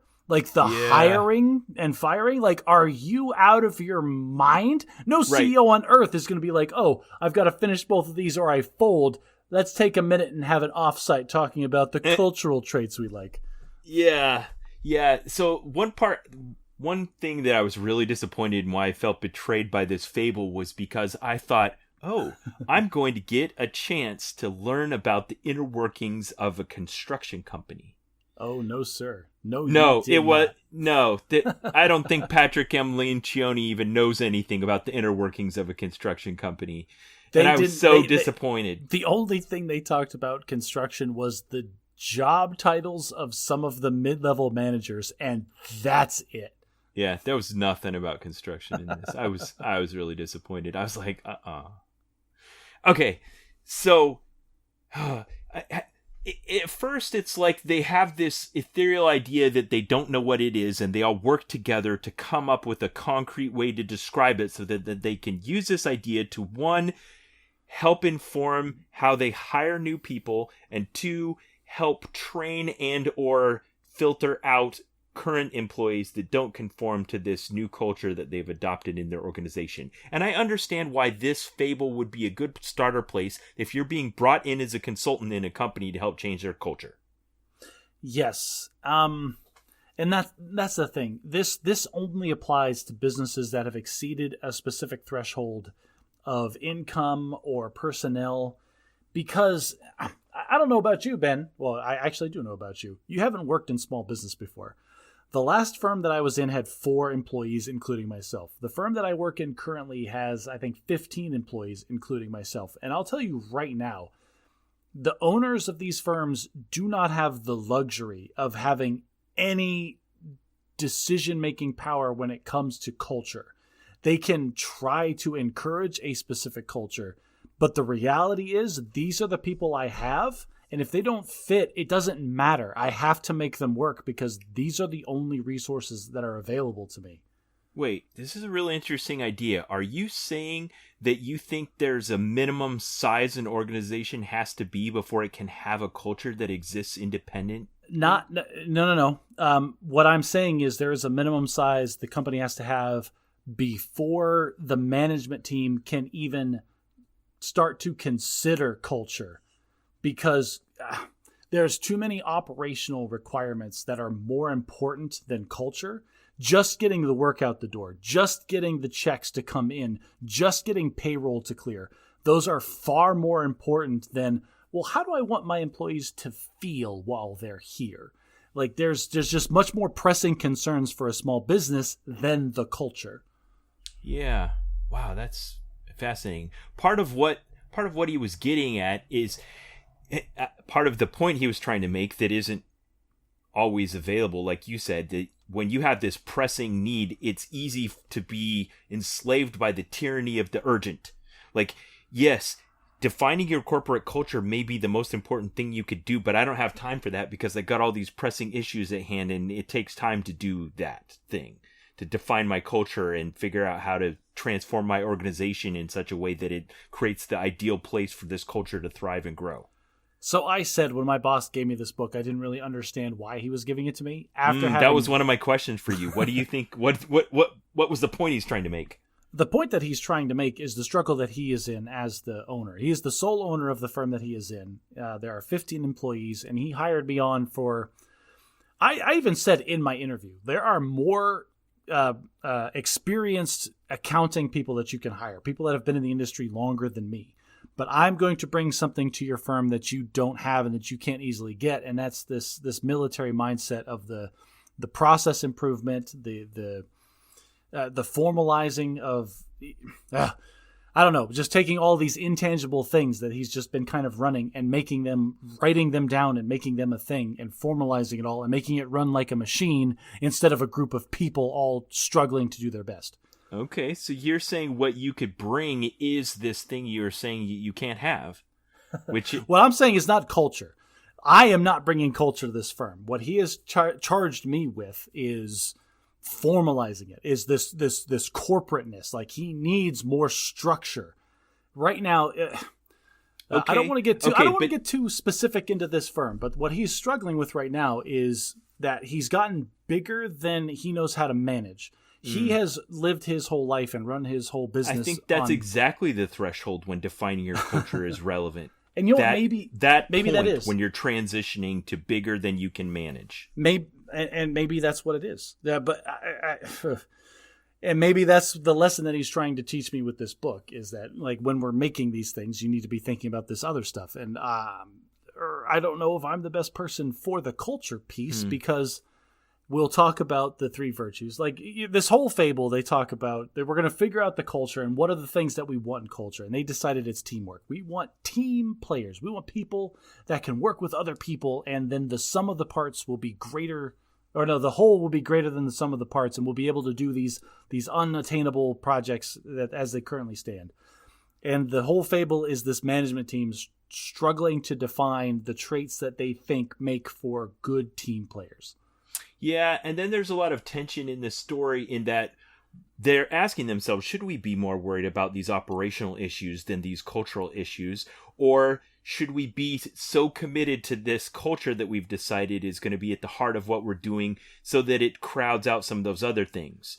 And then they're turning away potentially good enough employees or endangering other parts of their mission at the expense of creating a culture. Well, I take issue with a couple of the conclusions that the fable makes and a couple of the conclusions that are presented by this admitted business consultant at the end of the book. So let's talk about like what they actually settled on before. Let's define it before we start tearing it down. Yeah, and in the fable there. At first, there's this kind of silly theme that they've created of not being a jackass. Well, we don't want any jackasses here at the company, and we don't want to hire them. So how do we know what they are? And they eventually come to an agreement that there's three virtues, and that you have to have all three in order to be the ideal team player. Yes, and so the first one, which was, and he beat on this to death, it was humble. If you are going to be working in a team of other people, you have to be humble enough to understand that you're going to receive negative feedback or criticism or something, and that you can internalize that and not immediately deflect it or externalize the blame or whatever. Yeah, you might be competent, but you need to understand that you're a part of a whole. You're not the end-all be-all. You're not the prima donna. You are part of a team. That's the first trait. Yeah, so one note I'd taken about humility was one of the litmus tests he'd given you for you to identify for yourself. He said, I offer and accept apologies graciously. I think that's a good litmus test if you're humble. This was, in retrospect, this is one of the interview questions that I had when I was interviewing for this firm. It's like, how do you receive negative feedback? And my response to that personally was, well, I always lean on a quote that a senior NCO told me when I was 20 years old and had first joined the military. The truth will set you free, but first it's going to piss you off. And so I told him straight, like, if I receive negative feedback, I am very hard on myself because I hold myself to a high standard. It upsets me in the moment, but in the long term, and give me a couple hours to cool down and I will be appreciative of the feedback. Good. All right, so the second virtue is hungry.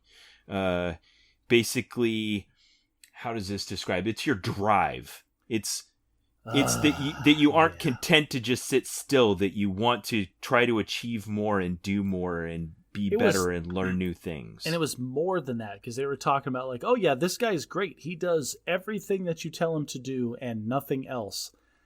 And I'm going to have a lot to talk about. I know that you want to talk about this, but let's hold off on that for a minute. Yeah, it's hard for me to even contribute to the definition of hungry without wanting to tear it down. I don't think any organization doesn't define that sets doing what you're asked as the highest possible thing you can work towards. There's always some measure of exceeds your peers, does more than in what is required. There's always some measurement of doing more, wanting more. Well, and that's the difference. There's a difference between doing more and wanting more. And they're defining hunger as this person wants all of it. This person wants to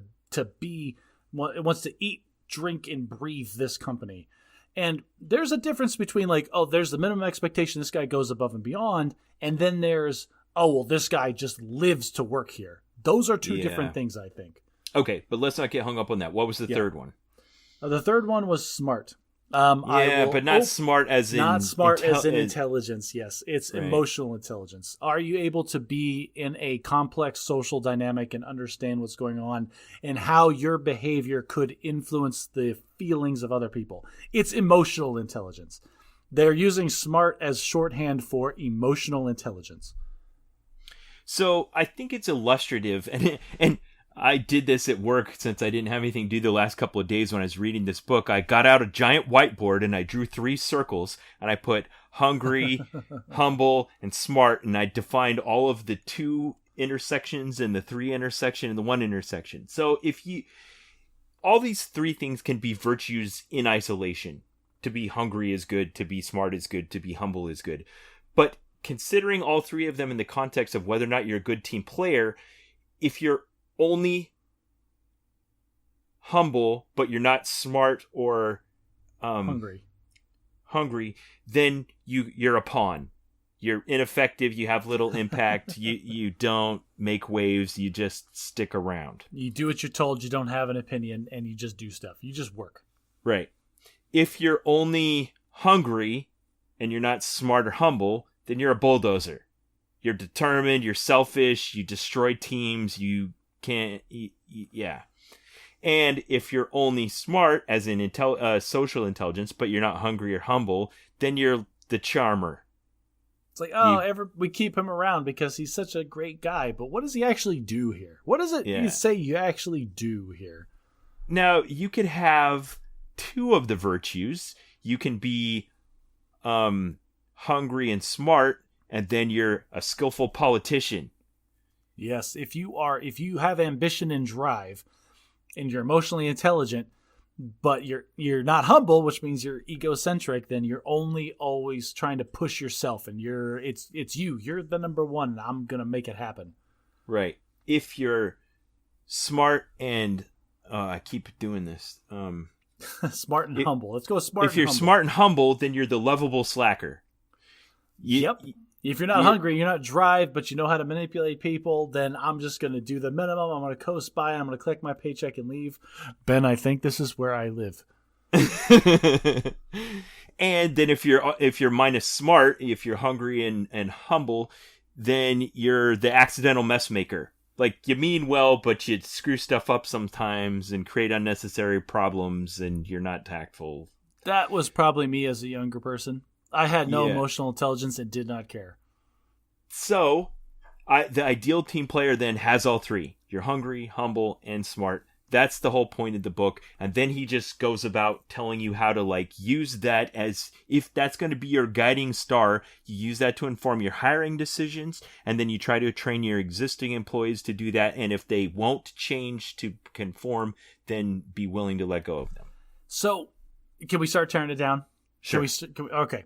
This was written by a consultant. This was written by a person who is paid to give this kind of nonsensical, high-level advice. He's coming in to justify transforming your hiring process and to potentially let some employees go. Yeah, and also... And justify it. This was also written by a person on the tail end. Like, this is a follow-up to their original book. So, this book was published in 2016. And I think their first book was just talking about actual team, like these are the team dynamics and what you want in a team, was published in like the aughts, sometime in the early 2000s. Okay. Do you know if they changed the fundamental theory, or it's just the bones of They did not change the fundamental theory of their leadership or their teamwork. Hungry, humble, like and smart. No, well, they didn't talk about that in their first book. Their first book was talking about team dynamics. This book focused on the kind of person that would fit best into those team dynamics. Okay. And this is where I think the problems come from, is because this guy did his best thinking in the late 90s.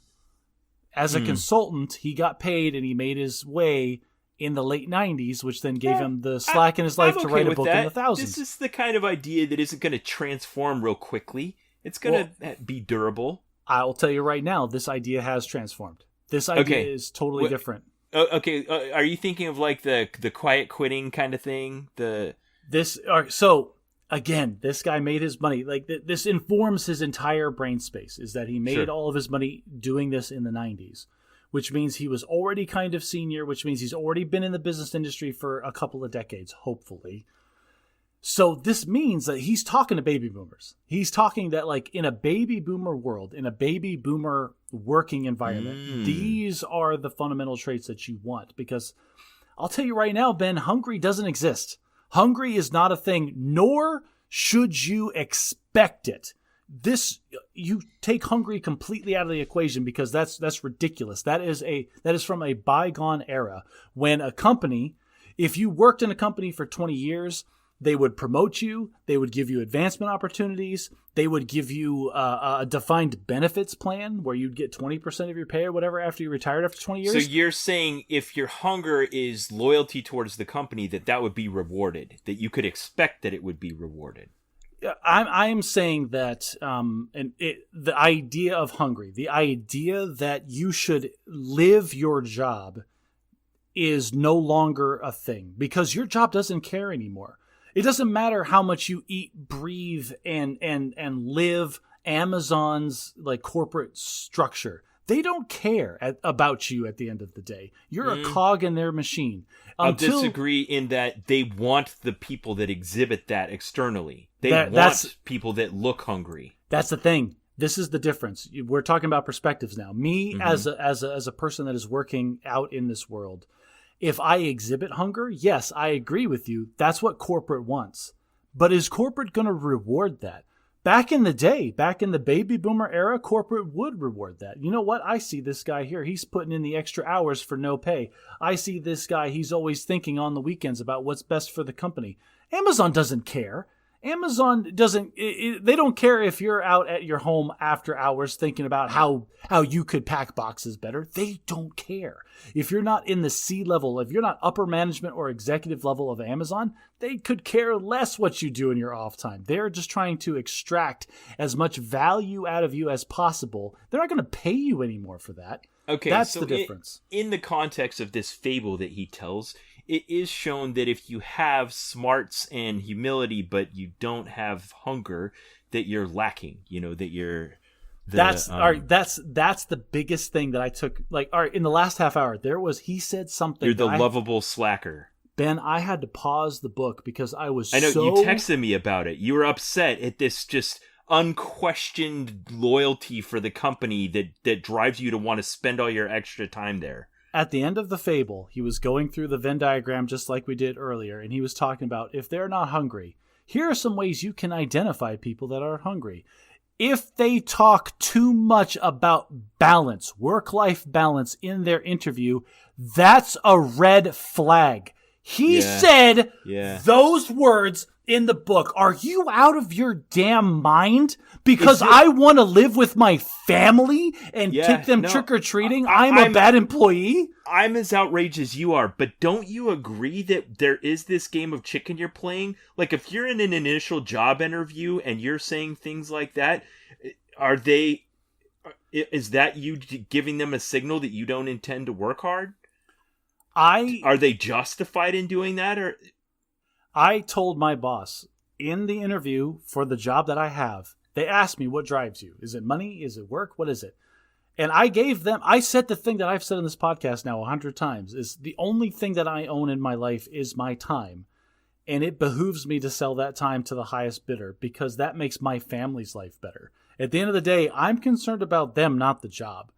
But like, I promise you, while I'm here, I will work as hard as anyone else and better, faster, stronger than everybody else. But I'm not going to think about this place. My foot hits the threshold, and I'm not thinking about work until I come back on a Monday. Josh, I like that you did that, and I think it's a good sign that he's read this book and that you told him that, and he still hired you.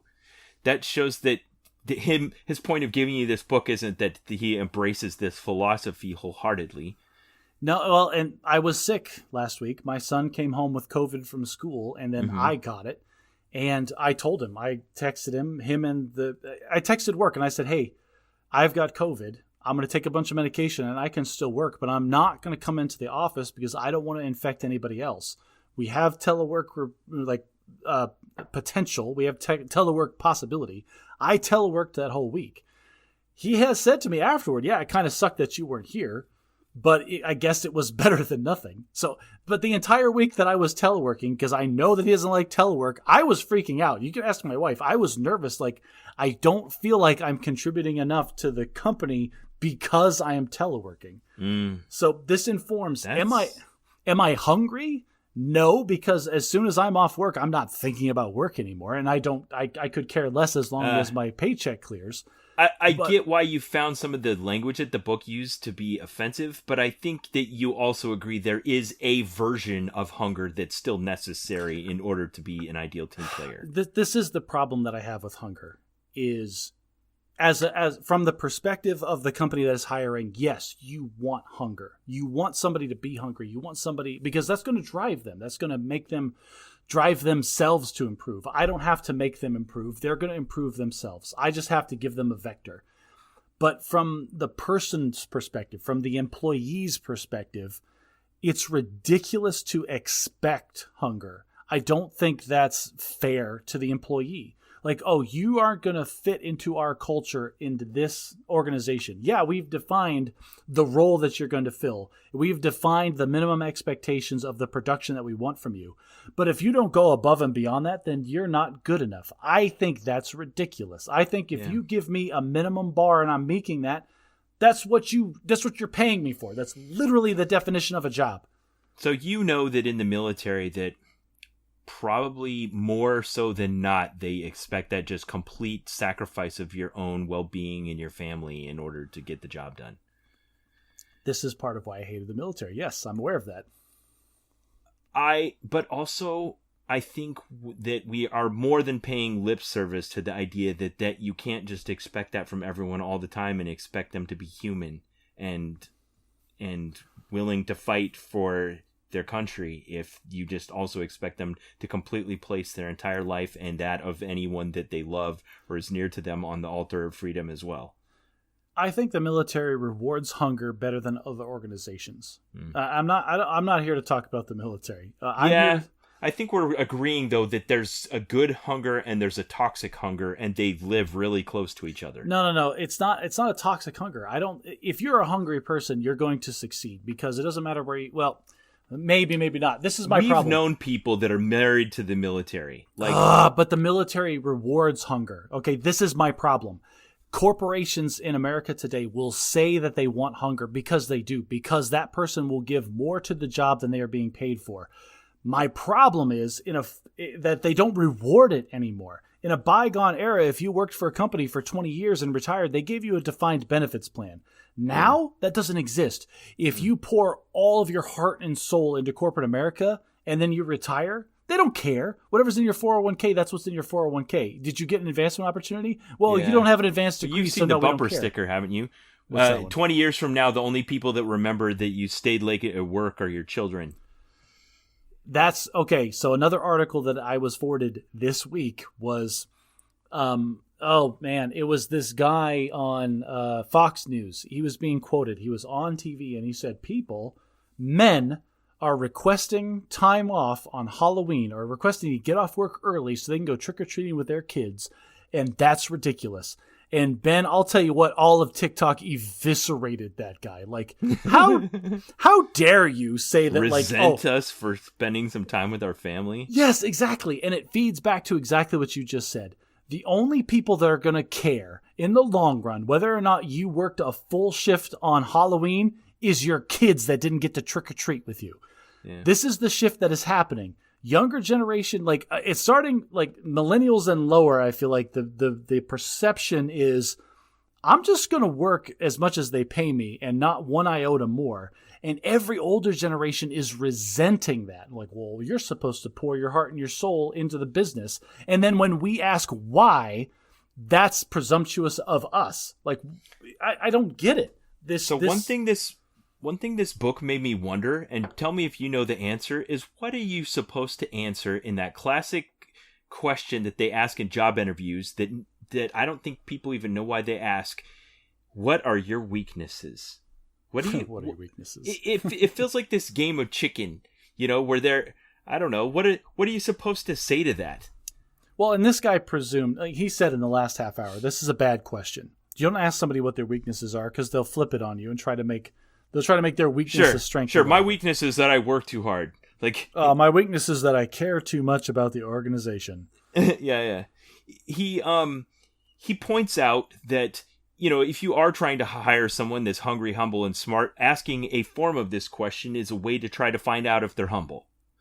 So, he asked that if you ask that question, that you're looking not just for veiled strengths, but for insight. That they're actually open to criticism or learning new things about themselves. I think this was the one thing that I took away from this guy's book that I think I might actually implement someday if I give him the opportunity, is the idea that you don't ask those questions directly. You ask them roundabout. You ask them, what would your coworkers in a previous job say is your biggest weakness? One way he asked this was, tell me about someone who's better than you. And if they can't give an insightful answer to that question, maybe they're not very humble. Or maybe they haven't done any self-reflection on that. But again, it also goes back to the idea, why do we care so much? Like, I get as an employer that I want the best candidate that I can for this job. But one of the things that this book never even talked about, never touched on, is as a Z-axis to this humble, hungry, and smart, there's competence. At no point did we talk about how competent is this person. I agree with you. It's like his job as a consultant is to be able to apply this to as many different situations as possible, so he can just completely abstract away the point that you could be hungry, humble, and smart and not know crap about your job and be worthless to the company. Well, and of course he's talking about the C-suite level and like executives. Oh, how are you going to hire another executive? Yeah, that's pretty easy. If you get somebody of a decent amount of actual brain intelligence, they can learn a job. And so it's more important to get somebody that's going to fit with the team. So what about you, Josh? If you could have somebody that you knew was going to be deficient in one or all of these virtues, but they were really good at the technical trade that you're hiring for, how much do you care about that? How much do I care? I don't. Are you willing to take somebody that isn't humble if they're just a good technician? Now, humble, I think, is the only thing that's immovable. A person, if you work in a job, you need to be able to receive feedback. The inability to receive feedback, I'm going off of anecdotes that my wife as an HR professional has given me. Okay. Dealing with the worst of the worst. She was one of the characters in the fable. I was imagining your wife as I was reading this book. I think I even texted you that. So my wife as an HR professional deals with the worst of the worst. And the biggest problem that she has is people that are do not receive feedback. They are incapable of understanding negative criticism about their They performance. won't make changes to their own behavior. Exactly. They'll externalize it. They'll blame something else. It's never them. It's something else that's causing these problems. So that's the only kind of person that's just unacceptable in an organization. I think in an organization, if you hire somebody that is humble, then you as the manager, it's on you to set the expectations for everything else. It's my job to say, this is the minimum performance I need out of you for you to be profitable. I know how much you cost. I know what you are producing. Therefore, I need you to produce X in order to justify your own existence. If you're smart, like intelligent in an emotional way where you can interact better with the team, that's kudos and just gravy for me. That's extra. If you are hungry and you're willing to go above and beyond that, again, that's just extra for me. But it's my job to set your expectations, nobody else's. In the fable, there was the one character that was smart and hungry, was humble and smart, but humble and hungry, but not smart. She was awkward. Like she would tick people off because she wasn't good at negotiating and navigating interpersonal relations. Ben, you're in the military. You deal with these people constantly. What's the answer? The answer is it doesn't matter. They're good at their job. They're in their position. Get over yourself and get the job done. Yeah. Yeah. I love this admitted sigh of defeat. Like, yeah, you're right. So the other is hungry. Now there's something I realized while I was reading this. If you remember, and if you listeners, if you want to go way back in the annals of the Bad at Magic podcast, go all the way back to episode 3, I think, when I talked to Josh about my unified parenting theory. Wow. And I realized that this was me defining my family culture, just like in this fable, in this book. And one of the axes on this was hunger. Oh, you want hungry kids. You want the kid not just to ask you. That's a stage of development. Yes. The kid needs to not just do the thing that he's supposed to do, but then ask what needs to be done next, or just go do it. Yes, exactly. I realized as I was reading this book that I was defining in my family culture that hunger was a thing that mattered to me, that I wanted. Wow.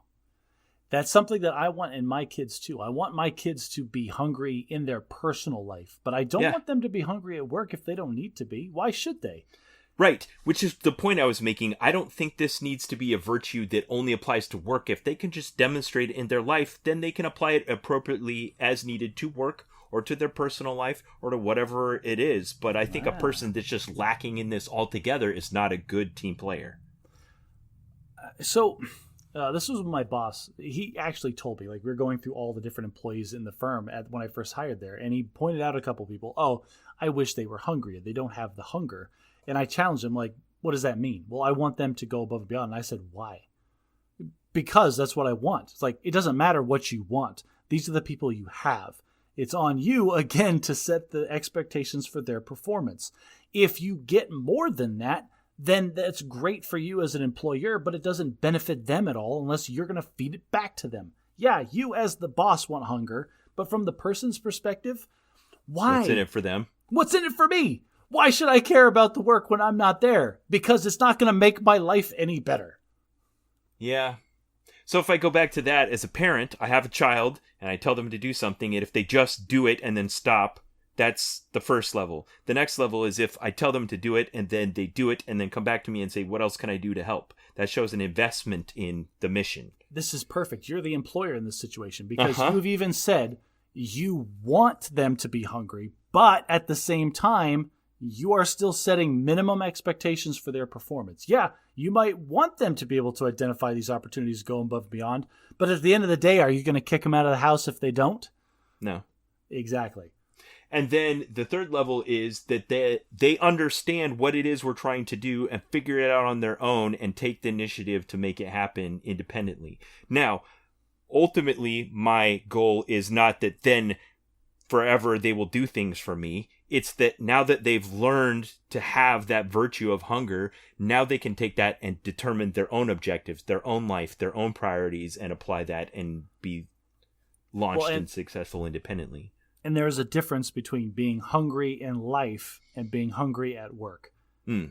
Okay. Well, I guess that's the point I'm making. That I think these three virtues of being socially smart, of being sufficiently humble, and of being appropriately hungry in whatever context you're in together make a good team player. In a family, at work, in social situations.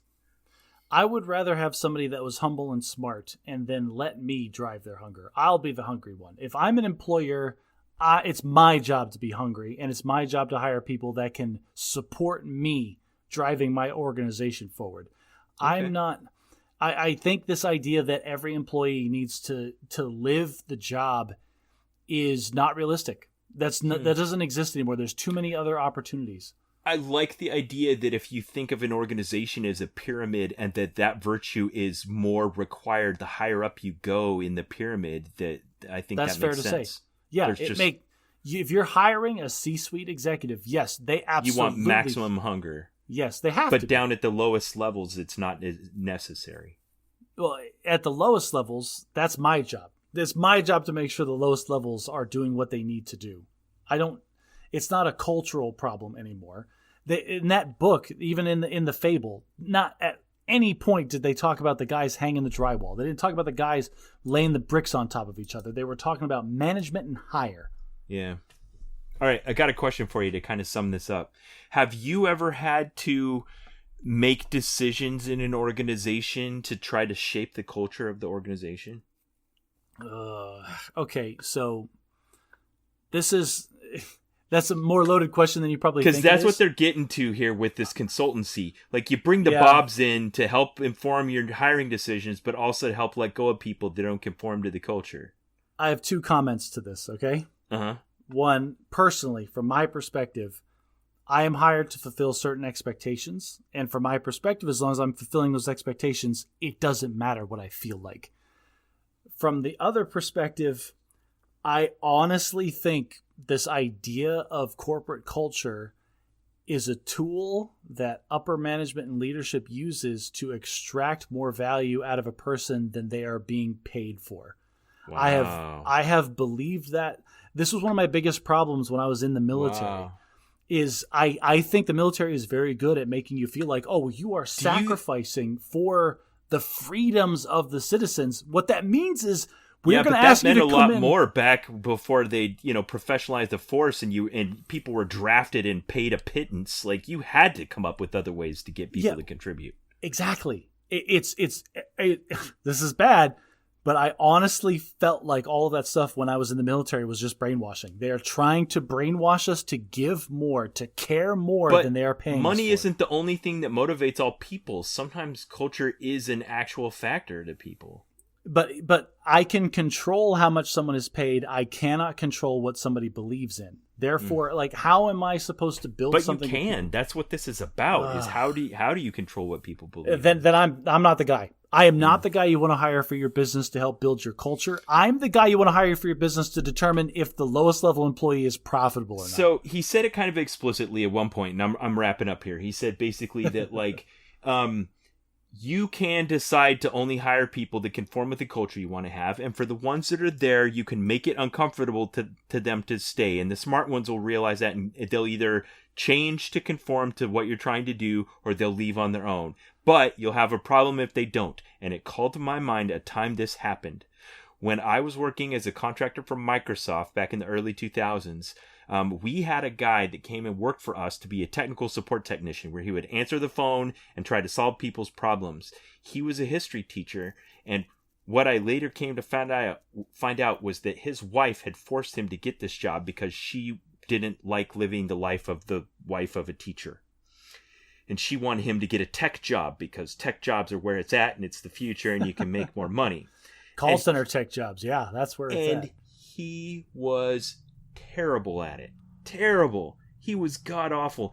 And to be So he forced me to follow the HR handbook of forcing him out of the company unwillingly because he wasn't leaving because he was incompatible with our culture. So we had to do every single thing on that checklist because he had this shrew of a wife back at home berating him that he had to stay in this job. So he wasn't leaving willingly, but he wasn't conforming to the organization. Okay. So I had to listen through these awful tech support calls where someone would call up and ask him for help and he would fail and fail and fail and fail and fail. And I had to listen to this customer in miserable tech support hell and record it and document it so that I had a list of all the things I had to tell him that he had to change when it was over, that he would unsuccessfully change before the next call, so that I documented a third and a fourth and a fifth time, and him unwilling to leave on his own, so I was having to force him out. And it was horrible for both of us. I hated it. So was that his fault, though? Was that his fault, or was that the bureaucracy's fault? Like, what was his failing that caused that? What I'm saying is that the author of this book pointed this out in the book, that for the most part, if you decide and you're committed to your culture, you can hire people that conform with the culture, and then the ones that are there will either conform or leave on their own, except for just a few people. And those few people will be a pain in your butt. Yeah. Yes. This author comes from the perspective that, there's other candidates. You can always hire other people. Right. That's not the world we live in anymore. No, and his fable is like, in this small town, we're going to hire 60 new people that are experts at construction in 2 months. Yeah, that's just forget the fable for a second. Like, the reality is, you talk to any small business owner in America, they will tell you the same key phrase, and that is, nobody wants to work anymore. That's I don't think that's correct. I think that's misleading. I think what they're actually saying is entry-level workforce has more opportunities now than they have ever had. Right. And therefore, so they can expect to be compensated for the level of commitment you're trying to get them to make without exactly. paying. It's difficult to hire somebody off the street that fulfills all my qualifications because, oh crap, there are so many other opportunities for them. That's what they're missing from this whole thing. This guy came from an era where that wasn't the case, where you can fire somebody and hire an adequate equivalent replacement in no time. That is not the world we live in anymore. This guy wrote this book in an environment where people were expected to just sleep at their desk without being compensated or paid overtime. I didn't look at the publication year of this. This book was published in 2016, but like I said, his first book was written in the aughts, and which means he made his money in the 90s.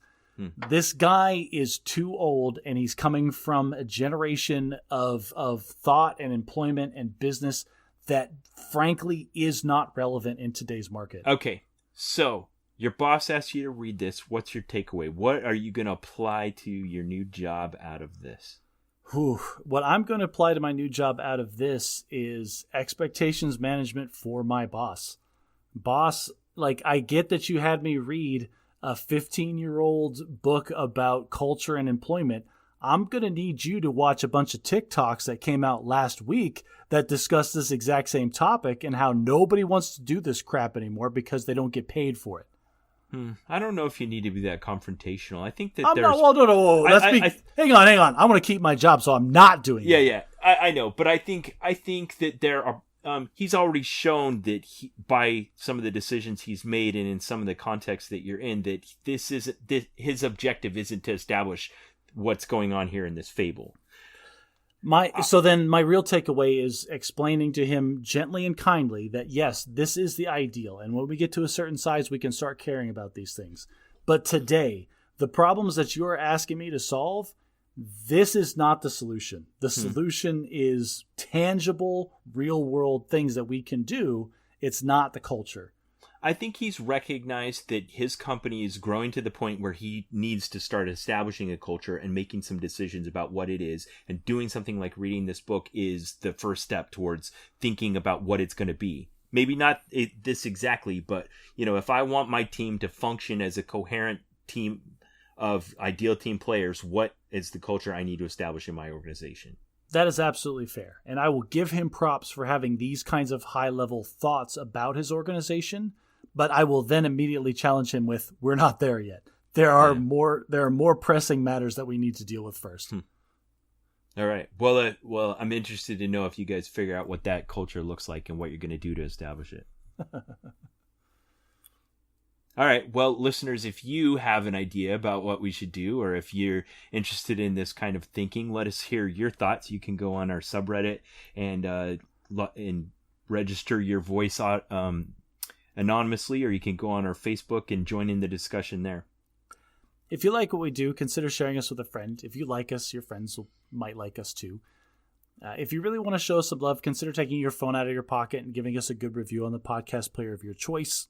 It's amazing the visibility we can get from that. This is usually the part where I come up with on the fly if you want to keep hearing me and Ben talk about whatever, and just please contribute to the Patreon. I'm too sad about the fact that Santa Claus is dead. That I just, my brain can't go anywhere else. Like, I'm so sad Santa Claus is dead. If you want Santa Claus to live forever, if you want to instill some of that magic, maybe consider going to our Patreon page. And until next time, try to be a little less bad at magic.